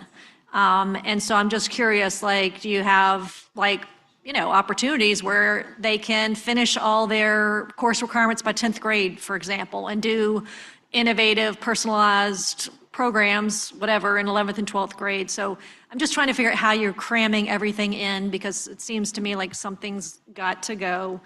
And then my other question is on the Bush Foundation. Honestly, just was curious, like, you know, is your sense that all of these programs really did require additional foundation support? And I promise my last one, I hope you wrote these down, is just on quality control. I've been concerned that we are all about innovation, and we are, but we also need to make sure that these programs are producing outcomes for kids. So talk to us a little bit about how you view quality control. And honestly, if that's too much, we can do some of this offline. No, thank you for those questions. I didn't catch your full name, but I will go ahead and answer what we're able to hear. So when a school writes its comprehensive plan, I will tell you, most of them, it's like, well, it's seat time. Seat time's my problem. I need to figure out seat time. It's the number of hours that they have to have for the unit of study, and for CTE, it's higher. And in my experience, that's too narrow of their thinking. So if they think about the statute that's in their way, they think too narrow. So when you really challenge your schools and districts to think about, like, what would your ideal school system look like? Do the kids have to walk through a threshold to be counted in attendance, to receive learning, instruction, and ultimately payment? So they think of this broad plan that comes into the state agency, and then people like myself who read the Century Code on a regular basis and know all the different numbers that a school district doesn't, like, they know the repercussions of seat time, but they don't need to know the Century Code elements. So to answer your question specifically, after review the plan, we call out in that plan and literally redline it and say, well, they're going to need seat time flexibility here. They're going to need teacher licensure flexibility here. They're going to need flexibility on we call it learn everywhere, but we're like, learning might happen at Boy Scouts. And they bring that learning in and work with maybe a literacy coach. Maybe it's a personalized learning coach where the teacher of record might not be the master of English language arts, but they consult with the master of English language arts. We see flexibilities in internships and externships and apprenticeships. The other thing that we're seeing some flexibility that comes up naturally after they're implementing, we have some dual credit, some higher education requirements, and you have to be this many years old to be able to participate. We're able to accelerate that because we're able to prove these students are ready for maybe some dual credit access courses, or even beyond what our typical English 110 might be, and they're on a more accelerated path. So the flexibility that our legislature was able to provide to Superintendent Basler, at first it was drafted that she could waive anything in statute, like including the speed limit. So we had to revise that. But there is flexibility that even for something like dual credit that is not overseen out of our K-12 education, that's our higher education institutions, and through the university system, we do have authority to waive that section of statute if it's in the way of kids. So I think that's the number one there. That's great. I'm going to talk about quality control real quick. So when we pass the bill for innovative education, there is an element of quality control from local districts reporting their progress. And, you know, they're busy teaching at the same time they're trying to figure out their evaluation and their progress. What I'd like to say that has been probably one of the biggest impacts of that Bush Foundation investment in our PCBL work was a longitudinal study. So there are multi-partners. KnowledgeWorks is primary partner number one, and my best friend, Lori's my best friend in work regarding all of this work. But one of the partners that came to the table is West Ed. So West Ed has done a comprehensive study during our 6 years under this work. And actually today I had a call with West Ed. They're not under contract with the Bush Foundation. They're not under contract with KnowledgeWorks, but they've come back to the state of North Dakota and said, hey, we want to update on our data. We're 2 years past their research. They want to do a refresh on that data to look at the long-standing impacts of this work. So again, it's about partnerships and relationships, not necessarily contracted services from vendors to get this work done. So there is an element of quality control. We have positive progress. We had some flatline progress in some of this work. What we did see out of the research is students that participated in districts that had a personalized competency-based learning approach.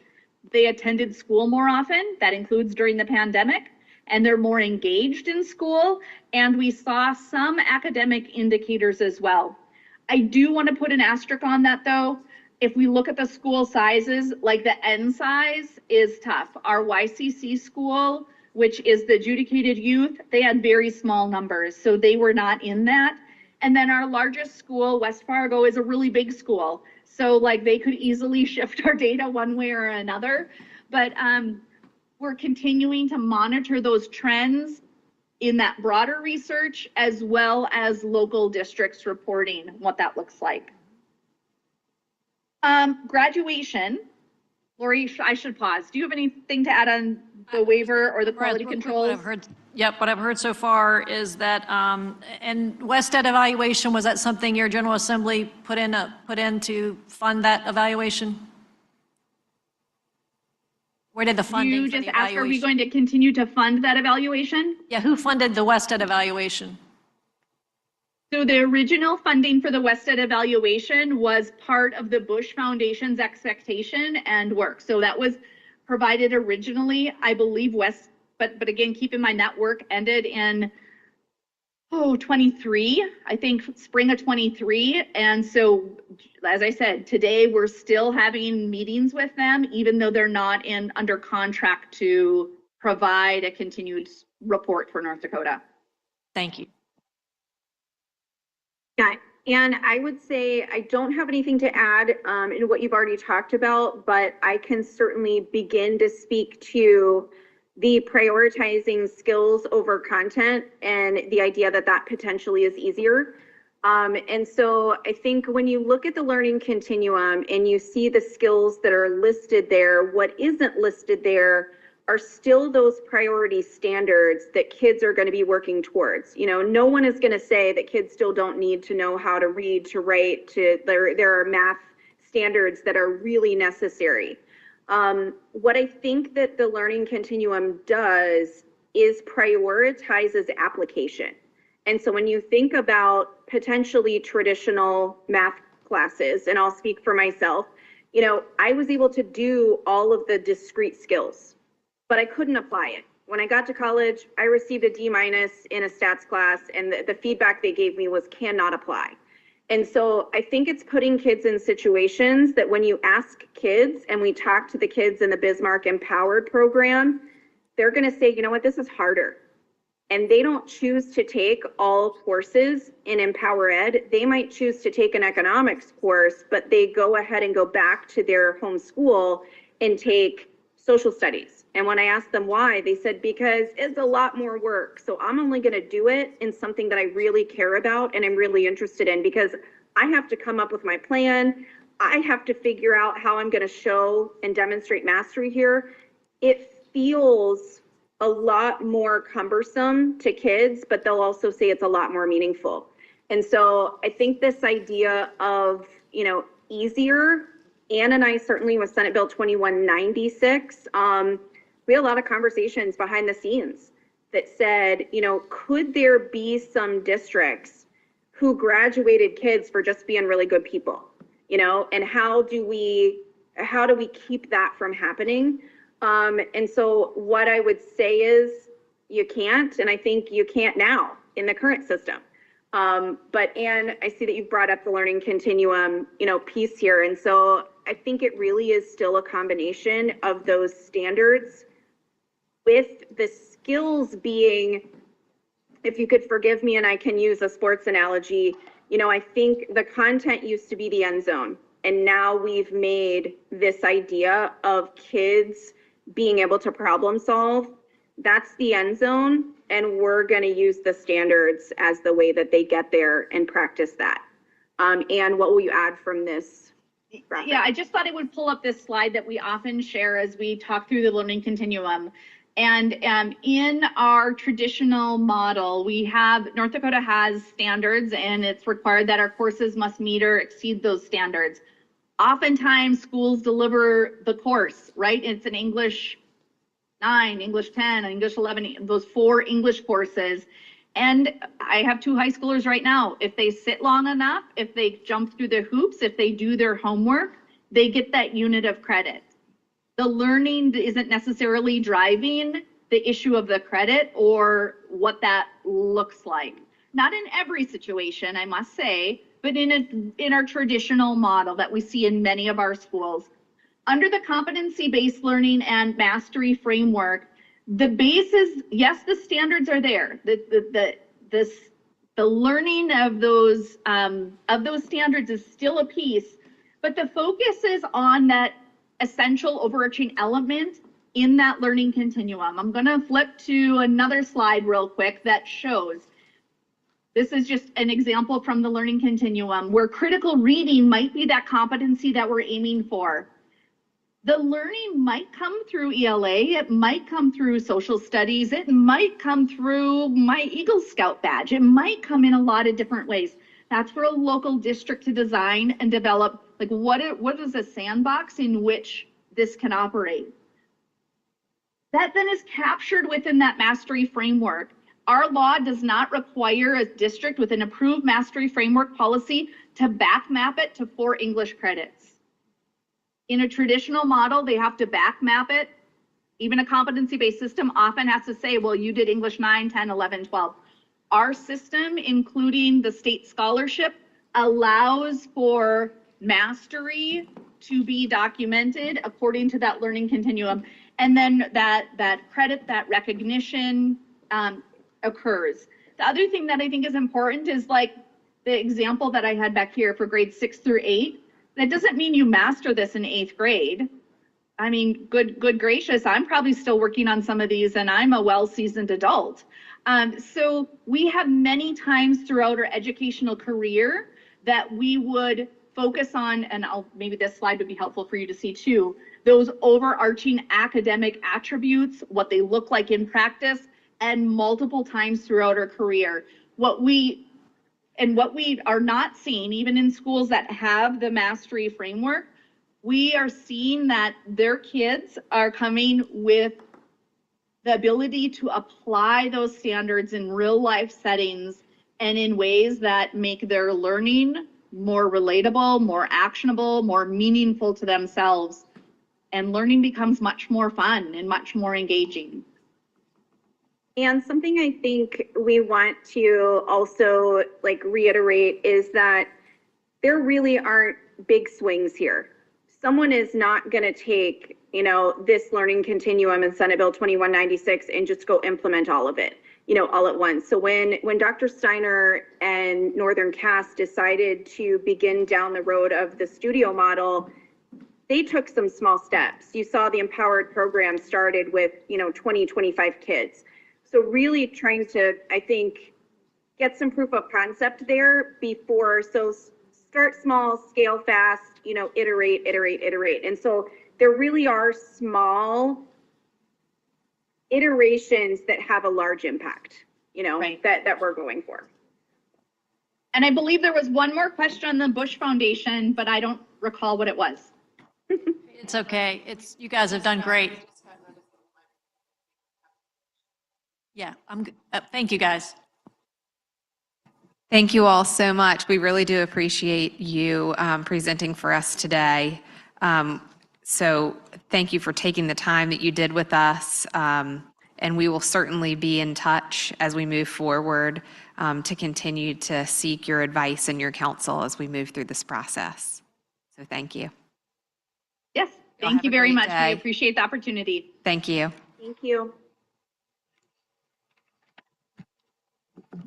Okay, so as promised, Dr. Coons and Dr. Armstrong will be presenting.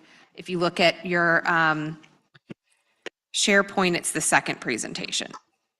And I think this one's going to be brief. And after this presentation, we'll take a very quick break so that we can determine whether or not we have to leave here at 4:30.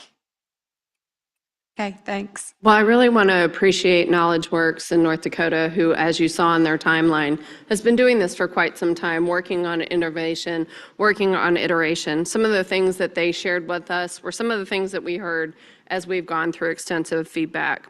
The start small, scale fast, the thoughts around networking.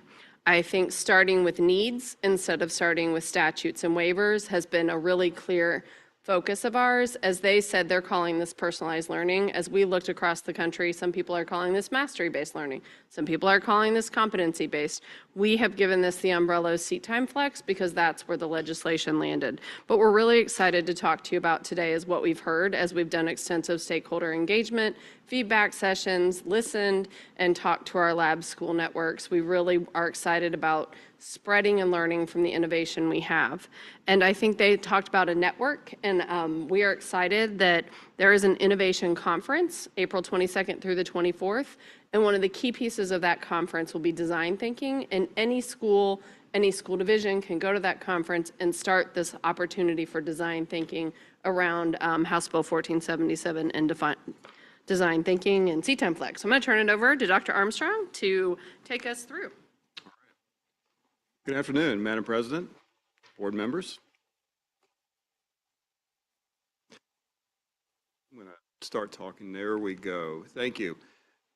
As you all know, back in December, the board is aware in our discussion, we talked about HB 1477, which is a law that provides us with this opportunity to implement seat time flexibility. I do want to orient our work around the requirements of that legislation.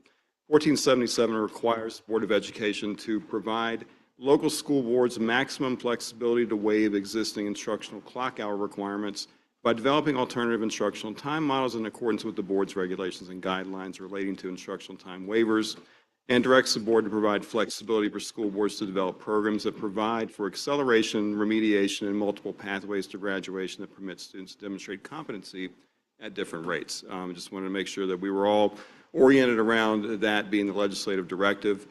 And we use the term seat time flexibility interchangeably, as we just mentioned, with personalized and competency-based learning, which is designed to prioritize student outcomes and students advancing at their own pace to engage in innovative experiences. I'm going to let Dr. Kuhn speak for a moment. Oh, it might be. Maybe that's my problem.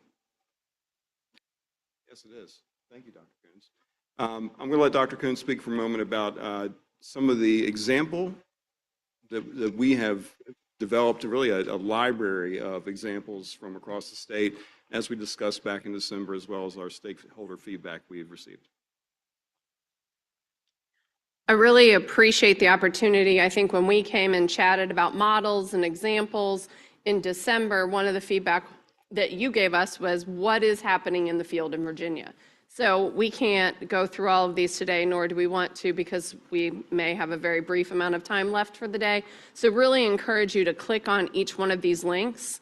We have cultivated examples in Virginia of models. So when we think of alternative hours, Hampton City Schools implements a 45-15 model that changes that clock hour and that seat time to provide academy opportunities. Hopewell City Schools does intersessions, which allows alternative hours where they go in a balanced calendar approach and have 2 weeks of intersession where kiddos get innovative courses, maybe not by their fourth grade teacher per se, but it also reinforces those fourth grade literacy and math skills, and students who are struggling come during intersession for that innovative content and have more time and more approach before the end of the year.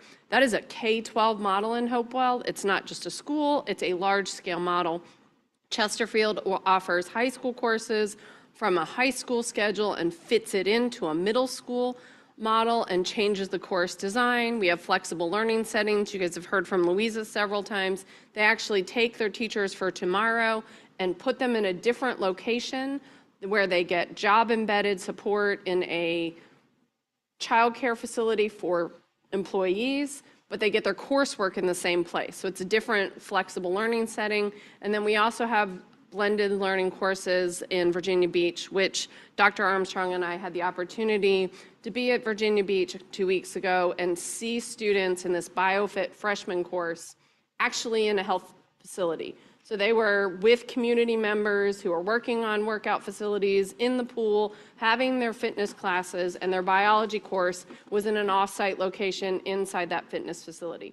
So we have a lot of opportunities for flexible learning, and we have the opportunity to start small, but talk about what KnowledgeWorks in North Dakota talked about, where there are examples within us that we need to network and learn from. So we're really excited that these are the 4 models that have iterated to this point where we are in front of you today on first read for notice, and really excited about the level of feedback and the level of engagement, because what we're seeing as we listen to stakeholders, that our leaders are excited. They are tired of that 150 hours, every kind of kid starts the day at this time, ends the day, and this is how it works. But they are requesting it to be simple and start small. And how do they get the guidance? One of the things they said when we looked at guidance is give us the first 10 steps.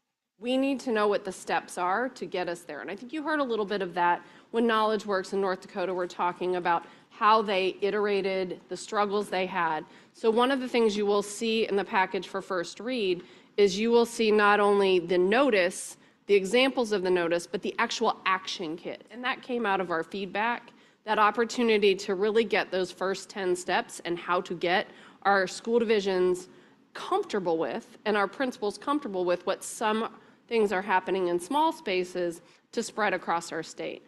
And then most importantly, they want a video library. They want a video library of examples so they can sit down with their team, start designing and thinking, looking at what other things are happening. So those are exciting things that we've heard. Dr. Northern, you asked about what are some of the flexibilities. What we've heard is that teacher of record and that teacher licensure and how they manage that. We've also heard some about assessment, grading, and reporting, and what kinds of flexibilities are already happening in some of those models and how they replicate those and make sure that their teachers are comfortable with that space.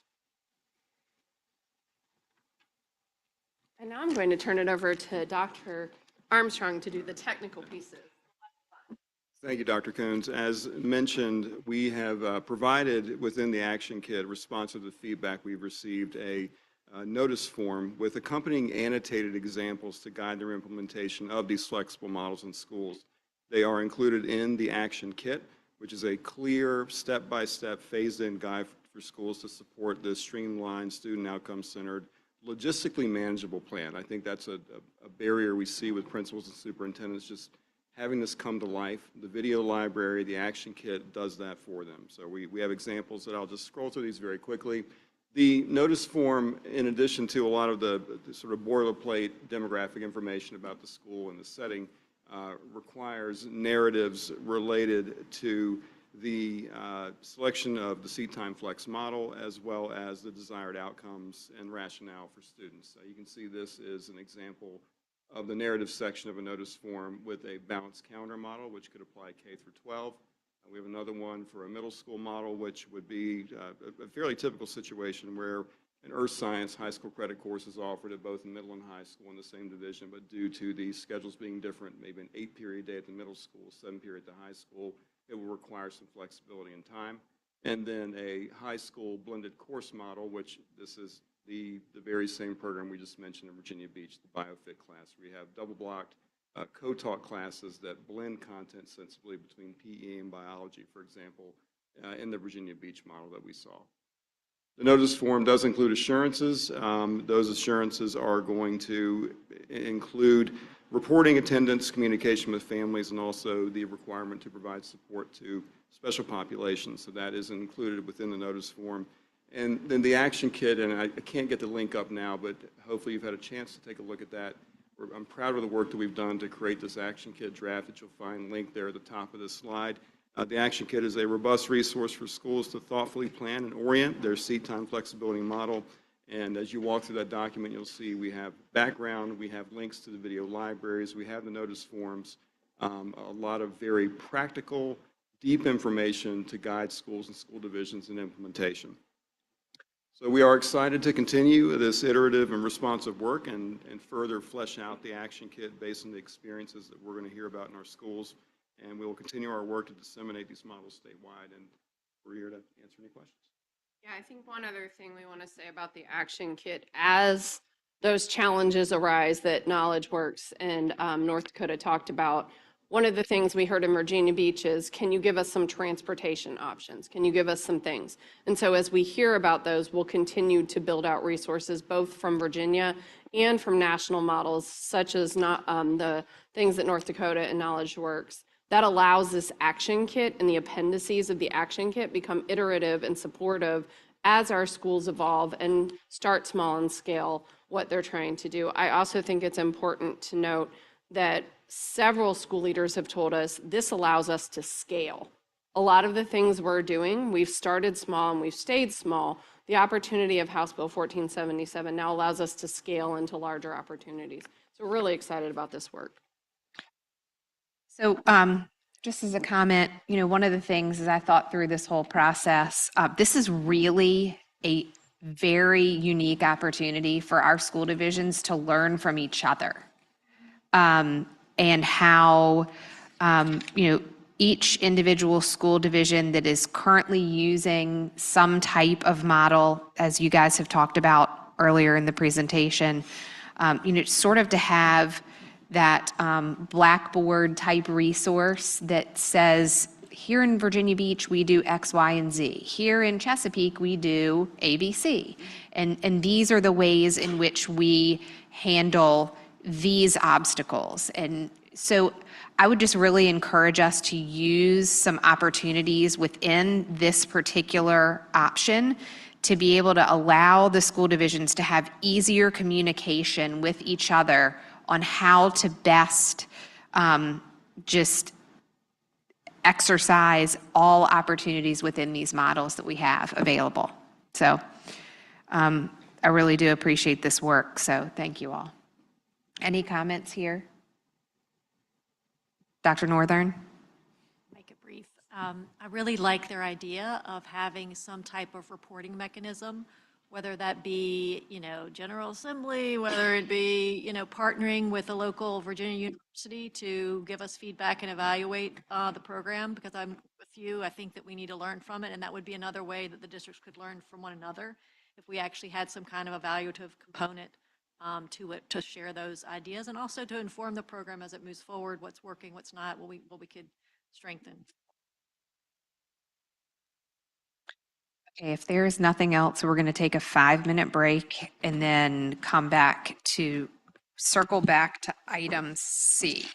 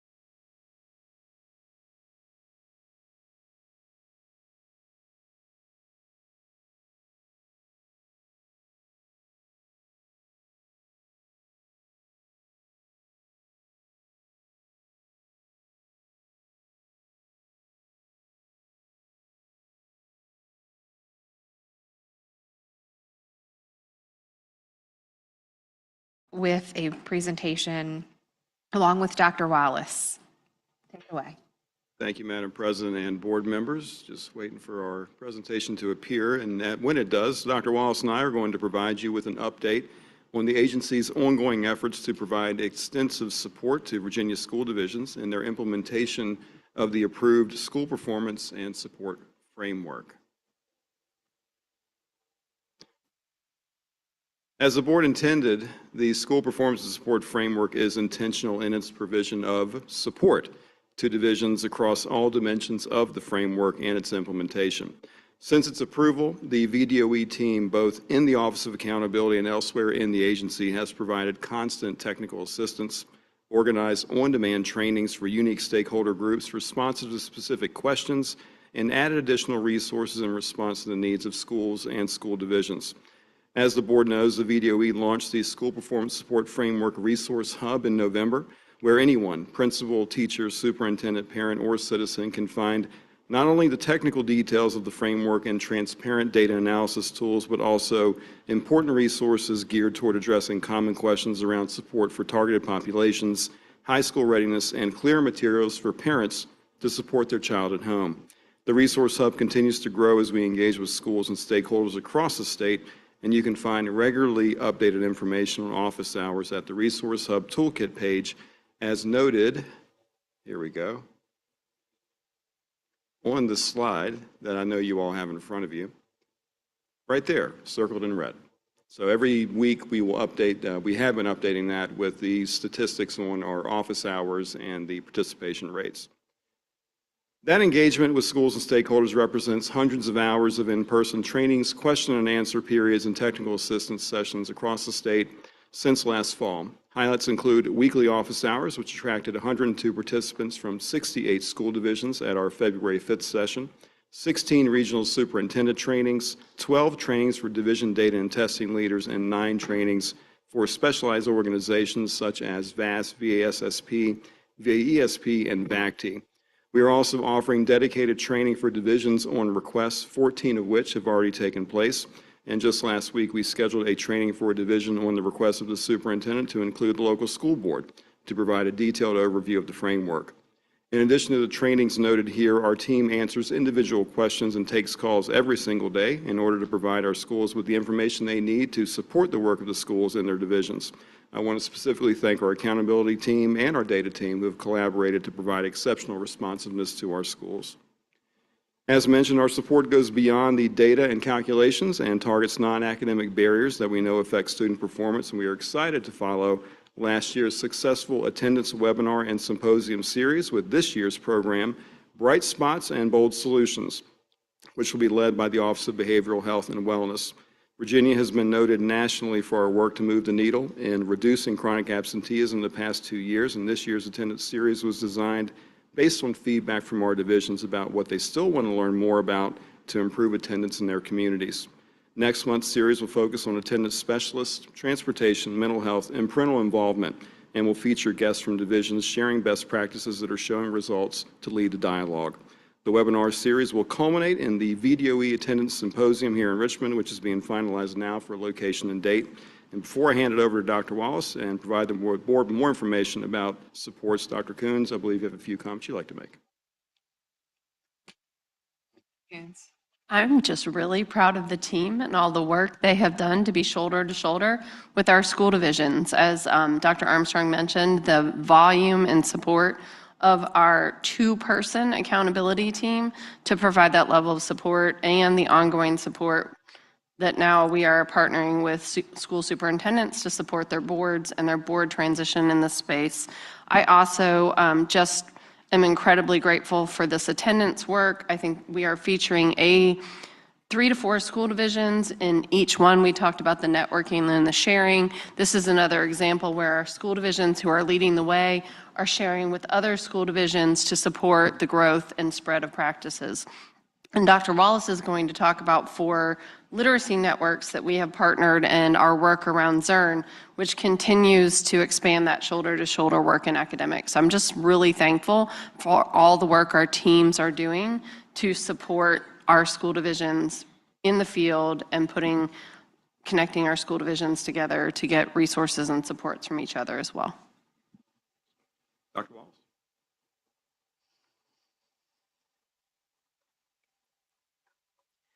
Good afternoon, President Creasy, board members, and Dr. Coons. I am happy to present with Dr. Armstrong today on the supports that we're providing to our schools.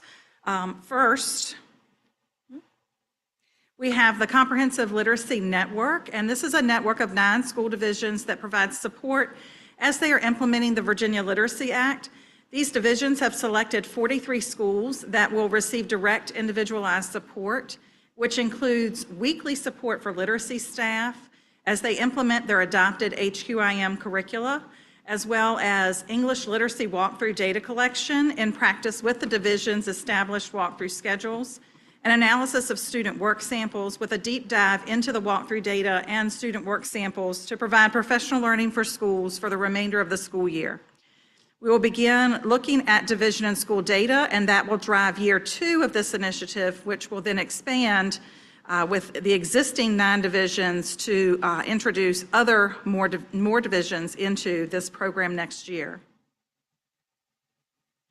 Our English Learner Literacy Network provides supports to school divisions representing 30 schools and 16 school divisions. These divisions applied for grants for their schools to participate in this network based on their school's needs. And this support includes 3 in-person convenings, followed by coaching sessions and technical assistance to support school leaders with evidence-based reading research and to support literacy teams on the impact of structured literacy with English learners. Excuse me.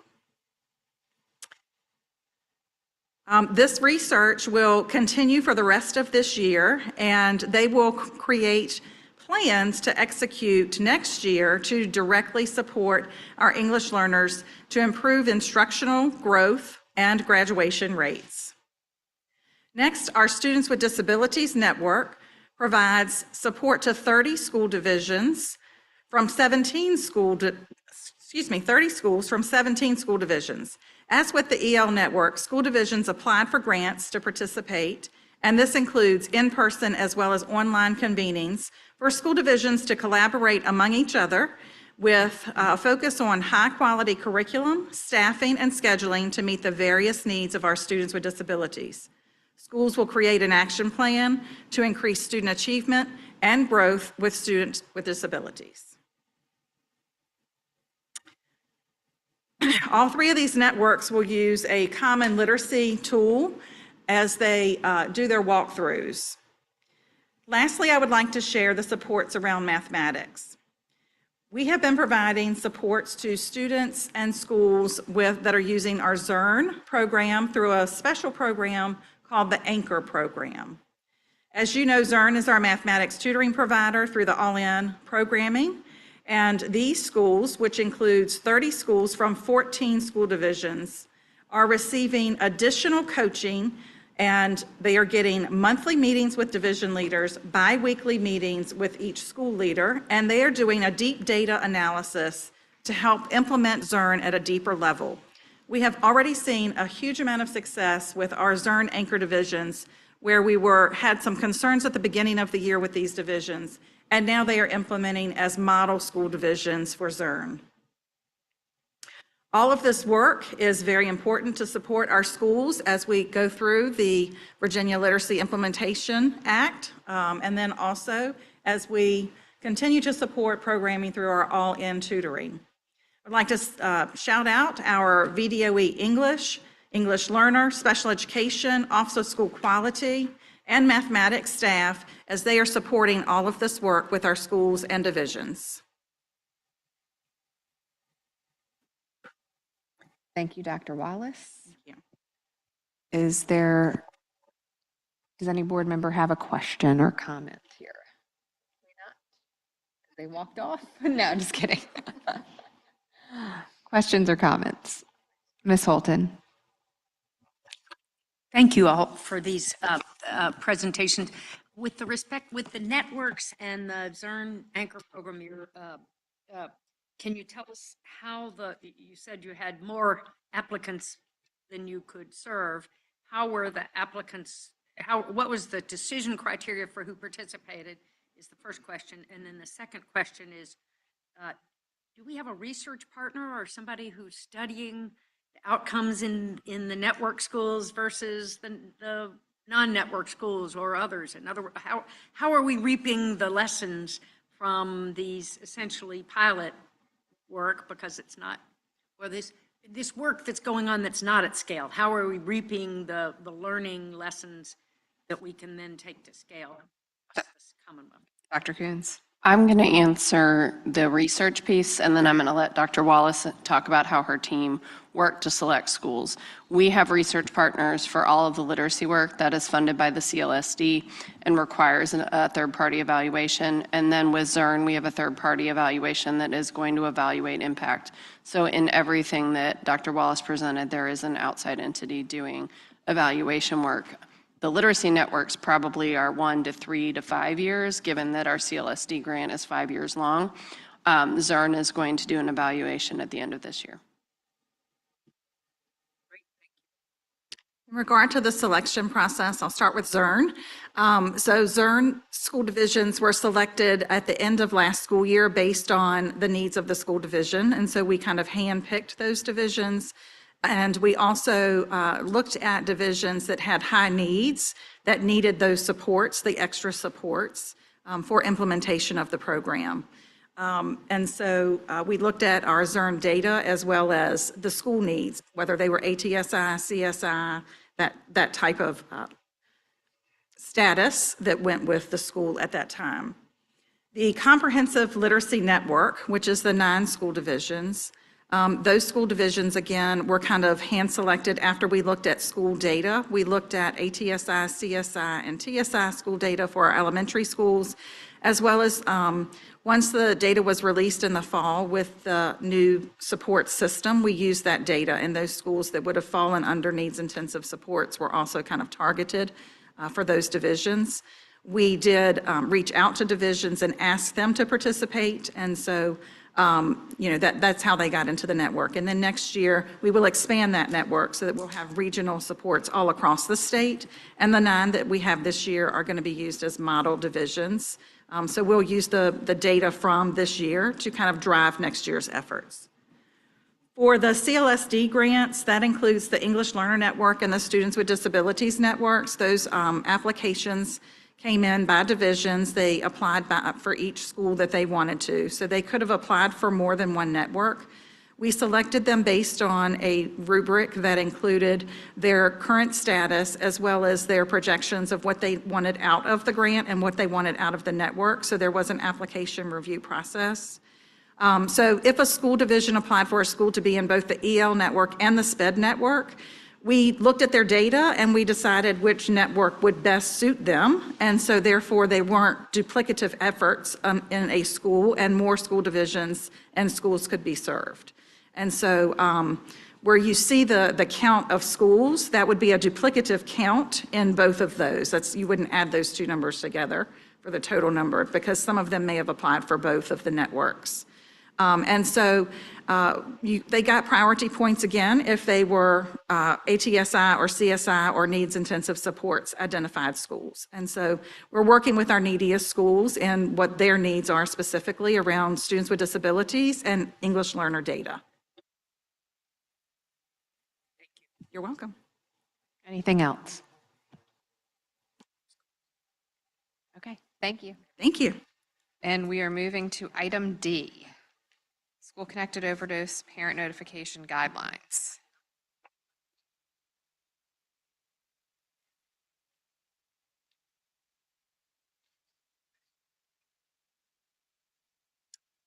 Oh, we're more than happy to. I'd be happy to do that. Yep.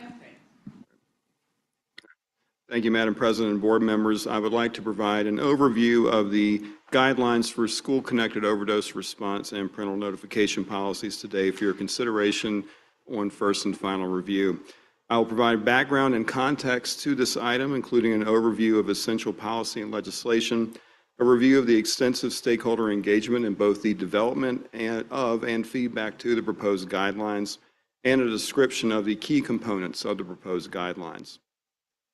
The guidelines before you today are a result of several cascading policy and legislative priorities that began with the governor's 2022 introduction of the Right Help, Right Now plan to improve Virginia's behavioral health care system through expansion of access to quality care in coordination with healthcare, law enforcement, and mental health organizations and agencies.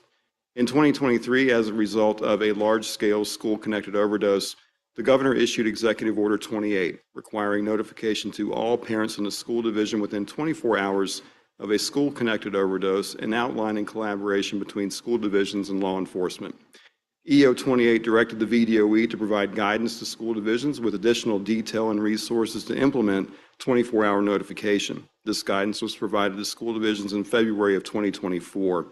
Finally, the governor signed into law SB 498 in 2024, which required the Board of Education to create the guidelines that are before you today for consideration. This law requires that the board establish guidelines, and as you see before in the slide, this is the text from SB 498, which is now that section of the code, which requires the board to establish guidelines to include a model action plan detailing agency and law enforcement communications, as well as criteria to ensure sensitivity to privacy concerns of affected individuals. The VDOE has undertaken extensive input and feedback gathering with both key stakeholders and the public in the development of the guidelines, including 3 town hall listening sessions. In June, agency staff began drafting the guidelines with the input of the Department of Criminal Justice Services, Department of Behavioral Health and Developmental Services, the Virginia Department of Health, as well as counseling and nursing leads from 10 school divisions, representing variety in geography and enrollment from across the Commonwealth.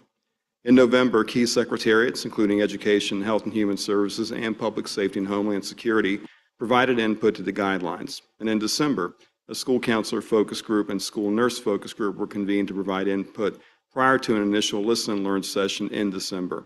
The guidelines were posted to the VDOE webpage and included in the VDOE newsletter at the first of the year. 3 town hall listening sessions were held in January that featured feedback from parents and school staff, both in writing and through verbal feedback during the virtual listening sessions. The feedback was valuable and will inform implementation, though only minor, non-substantial changes were made to the draft document based on the feedback received. This table includes the guideline component, associated feedback, and the response from the agency.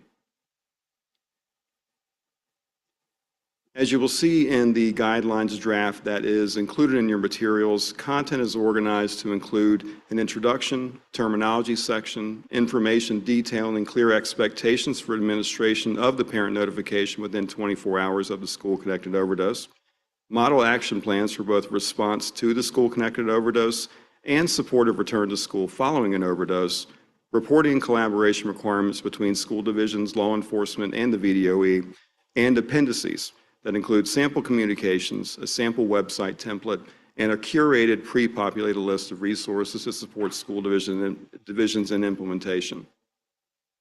Upon approval, the agency will immediately shift into implementation and related support to school divisions to include data collection systems, collaboration with DCGS, technical assistance, and training in preparation for the 2025-2026 school year. And I am happy to take any questions at this time. Are there any questions? Dr. Northern? I'm just wondering, because I've got some educator friends who work in some places where they're experiencing this, unfortunately. And the guidelines clearly say confirmed, but sometimes, obviously, it takes a long time for an event to get confirmed. And when you send it, it takes a while. Right, right. Are they supposed to issue just a medical emergency notification to parents when the overdose has not been confirmed yet, or is that up to them? The guidelines you'll find state that we obviously encourage notification upon confirmation, but the spirit of this is really to ensure student safety. So the time it may take to confirm with medical and law enforcement, it really could be a window of time where parents could be communicating with their kids, getting more awareness about something. So the language you'll see is more about suspected. So if a principal, if a staff member has knowledge of a suspected overdose, then they would be expected to then administer that notification. Now, confirmation would be ideal, but we know that can take time. One example I've talked about is I've had discussions around this. As a principal and a superintendent, If you were to see a bunch of, ambulances in front of a school in the division where I work, we would send a notification to families because we know that would raise just some concern on their behalf. If a student had a weapon, you would send out a notification about that. I mean, there's a lot of process in between, but making that awareness clear at the very beginning, I think, and the timing is important. So we're encouraging our school divisions to get confirmation, but also to make a notification when it's suspected. Okay, but the notification doesn't have to be specific. You're saying it can just be, we've had a suspected in a medical emergency, whatever, because sometimes they don't Yep. want to say suspected when they're not. Right. And in the template language that's included in the guidelines really captures what you're referencing. Thank you. Yes, ma'am. Ms. Holton?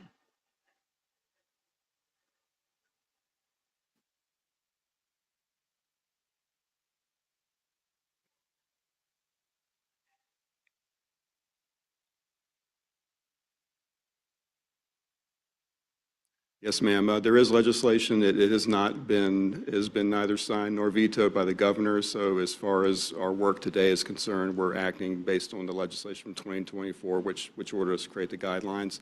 And of course, if that legislation is signed into law by the governor, I would assume we would need to revisit that and re-examine our guidelines.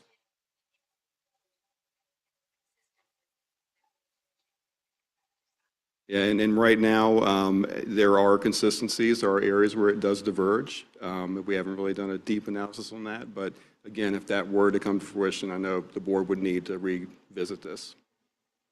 Ms. Holton, to help you with that question, having worked pretty significantly on that legislation, there's not much difference here.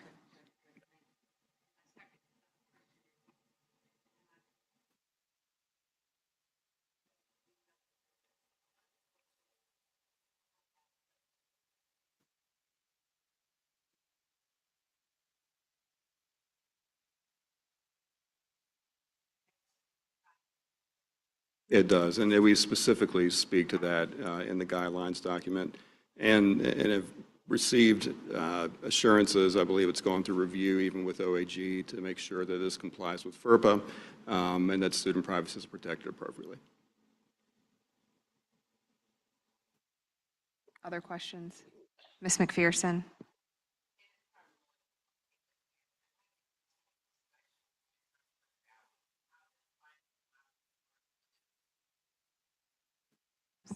How the funding models work with the various, like the apprenticeship, I mean, these students are having to go from one place to the other, and what provisions we made for things like that, and on the job training programs and the certificate, and whether we're bearing any, but we can get involved in it. We'll discuss that more in the next deck here. Oh, Yep. okay. Okay, thank you. And you're doing the next one too? Yes, ma'am. I'm settled in here. Yeah. Item F. Ms. McPherson, this is what you've been waiting for, our presentation on work-based learning. And Madam President, board members, I am excited to provide this update to the high-quality work-based learning definition, experiences, and evaluation criteria for the board's consideration for approval on first and final review today. I'm sorry, tomorrow is the day of the vote. Yes, I'm sorry. My apologies. Oh, there we go. Today's presentation is the culmination of months of board dialogue and deliberation related to work-based learning dating back to 2023. I remember this distinctly because the first presentation I gave to the board after coming to the agency. I was extremely nervous. And the board's desire to strengthen the Commonwealth's work-based learning guidelines in order to move forward with thoughtful integration of work-based learning into the state's accountability system. I will provide the board with context and background, an overview of our stakeholder engagement, and the proposed definition, experiences, and evaluation criteria for high-quality work-based learning. Code of Virginia speaks to the board's responsibility to define high-quality work-based learning. The current definition, the status quo definition used for this purpose, is that high-quality work-based learning consists of school-coordinated workplace experiences related to students' career goals and/or interests, integrated with instruction related to the core technical competencies of the CTE course and performed in partnership with local businesses. The VDOE currently identifies 12 experiences as high-quality work-based learning. As we work to provide the board with a revised and improved definition, high-quality work-based learning experiences align with meaningful student outcomes and evaluation criteria to guide divisions in the establishment of high-quality work-based learning. The VDOE has collected extensive feedback that has been integrated into the edits as the work-based learning materials have iterated. The board was presented with draft high-quality work-based learning definitions and experiences at the December work session. And in the meantime, national and Virginia stakeholders have provided feedback to inform the development and revisions of the high-quality work-based learning guidelines.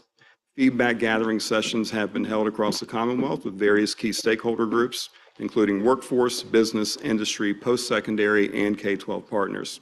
VDOE engaged with all of the stakeholders you see there on the slide, which includes many from various agencies, including the Virginia Workforce Development Board, groups of superintendents from certain regions, our Virginia Works partners, the Virginia Office of Education Economics. The list goes on, but you can see that on the slide.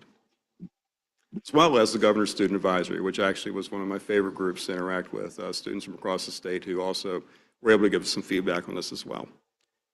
The proposed definition of high-quality work-based learning is a school-coordinated experience within the workforce that includes sustained or intensive engagement with industry professionals in high-demand fields in which students apply coursework learning to a real-world setting, while at the same time building critical thinking, collaboration, communication, creative thinking, and citizenship 5C skills. Students practice their technical skills and durable skills on a sustained basis, and these experiences accelerate learning toward the goal of earning a national certificate of completion, an industry-recognized credential, and/or attain post-secondary credit, and receive feedback and guidance through mentoring and supervision from industry professionals. This definition captures the key characteristics of high-quality work-based learning noted by stakeholders, including sustained and intensive engagement with the professionals, high-demand fields, attention to the 5 Cs, earning of credentials and/or post-secondary credit, and the critical mentoring, feedback, and guidance by industry professionals. The high-quality work-based learning experiences that are proposed include registered apprenticeship, internship, clinical experiences, and school-based enterprise entrepreneurship. These experiences have been identified based on CTE completer data, stakeholder feedback, and the need to provide maximum flexibility to school divisions while still ensuring meaningful, high-quality experiences to students that will result in measurable outcomes prior to graduation. Apprenticeship includes both registered and youth-registered apprenticeship. Internships include immersion-supervised agricultural experiences, as well as supervised work training programs such as Project Search and the Wilson Rehabilitation Center Post-Secondary Rehabilitation Transition, or PERT program, and clinical experiences will focus on health and medical sciences. School-based enterprise and entrepreneurship engage students in a supervised experience planning and managing their own business venture.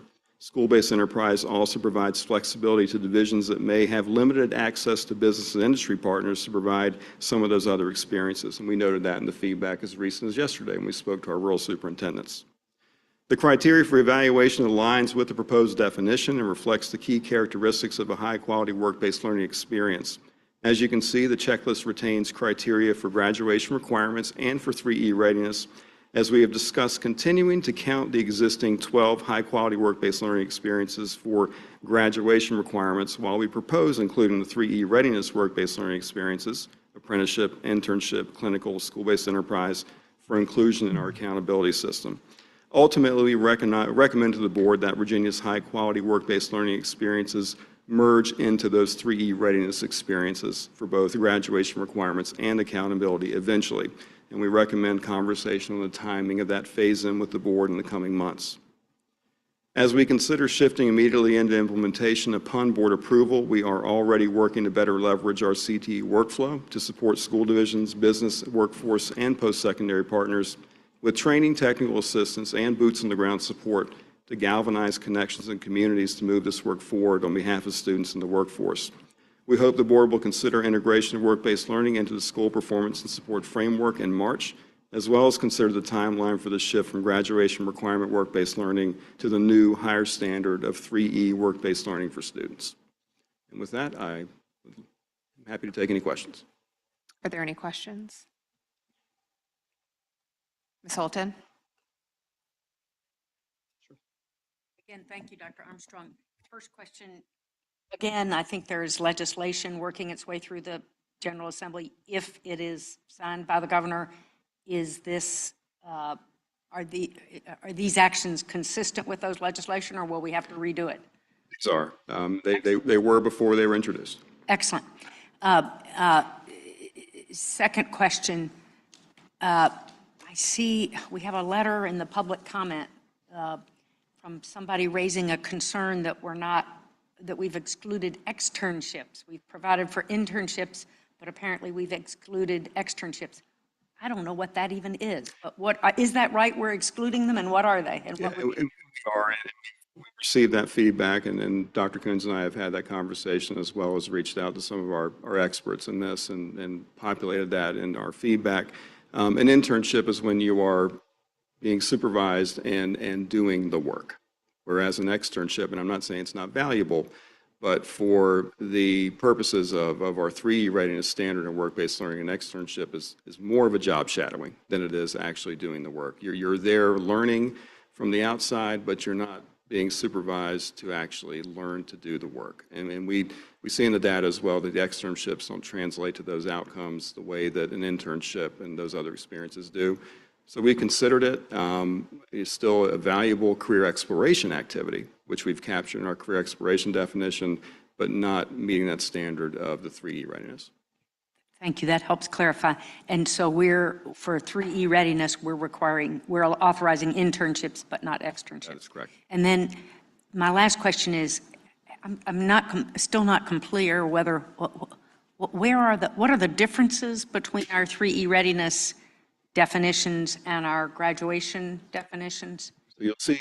Why? Help me again. And this is the best slide to illustrate that in the evaluation criteria. And there are many parallels that are consistent between the graduation requirement, high quality work-based learning, and our new 3E. But you'll see here that we have a minimum of 90 hours for 3E readiness, which, while lower than what was there before, which is really antiquated and based on the Carnegie 140-hour clock hour requirement, is still higher than most states. And we don't require that for the graduation?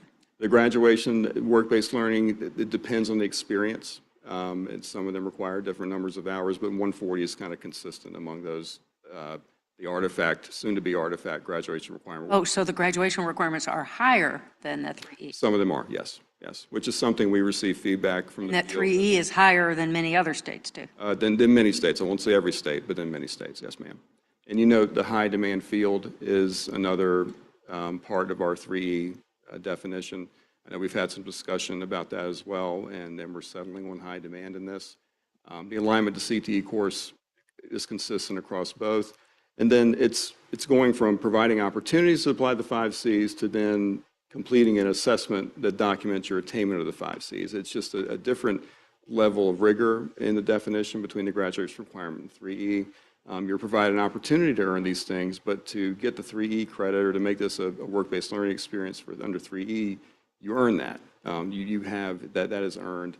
And then instead of providing the opportunity alone for these mentorships, then you have documentation of a structured mentorship with an industry professional on site. So it's really, the differences are just that higher level of rigor and engagement between graduation requirement 3E. I appreciate it, and I apologize for making you go through it again. No worries. I didn't go through that in detail to begin with, so happy to do so. Any other questions? I'm sorry, Dr. Northern. I was just going to say thank you. I found this chart very helpful. I think when I was looking at it last time, I couldn't get it straight in my mind, and this is really cohesive and shows nicely how they coordinate. And I really do feel like what you guys have sketched out here with the bullets are high-quality work-based learning experiences. And it just ties into the earlier conversation of how important it will be for us to have models and proof points so that kids get enough time, right, to do a registered apprenticeship. And these things all take time, and they're going to be competing. And I would suggest that the Cristo Ray model is a really good model for us to kind of learn from. I'm actually doing an evaluation of it in my day job and trying to figure out, like, how do they make the time for kids to be in these corporate workplaces and still, check all the boxes on the academics. So there are some models we could learn from. Thank you, Dr. Northern. And I'll mention too, I think seat time flexibility is really the oil that's going to make this portfolio run, whether it's dual enrollment, work-based learning, that's a catalyst that's going to make all that happen more effectively.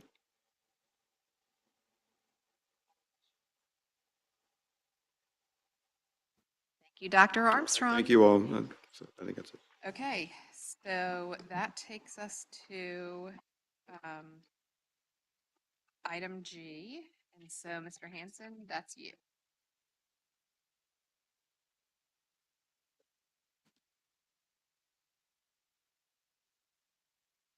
We will now go into a closed session, which we hope to keep brief. Mr. Hanson, would you make your motion?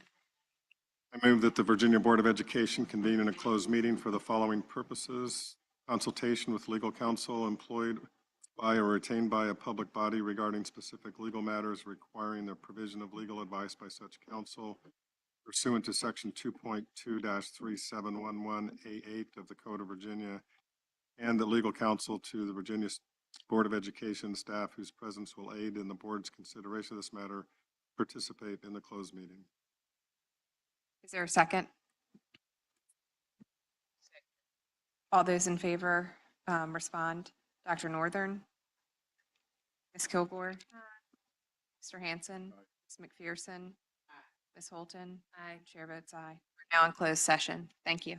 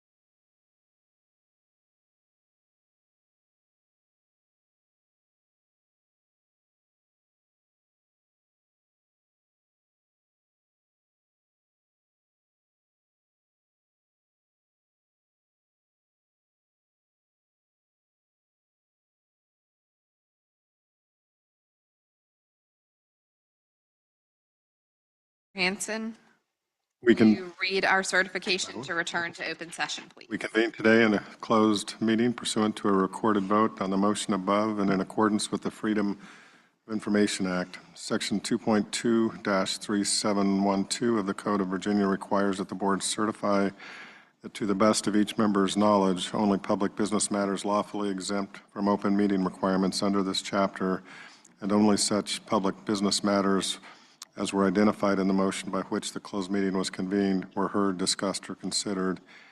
Any member who believes there is a departure from these requirements shall show state prior to the vote, indicating the substance of the departure that in his or her judgment has taken place. The statement of the departure will be recorded in the minutes.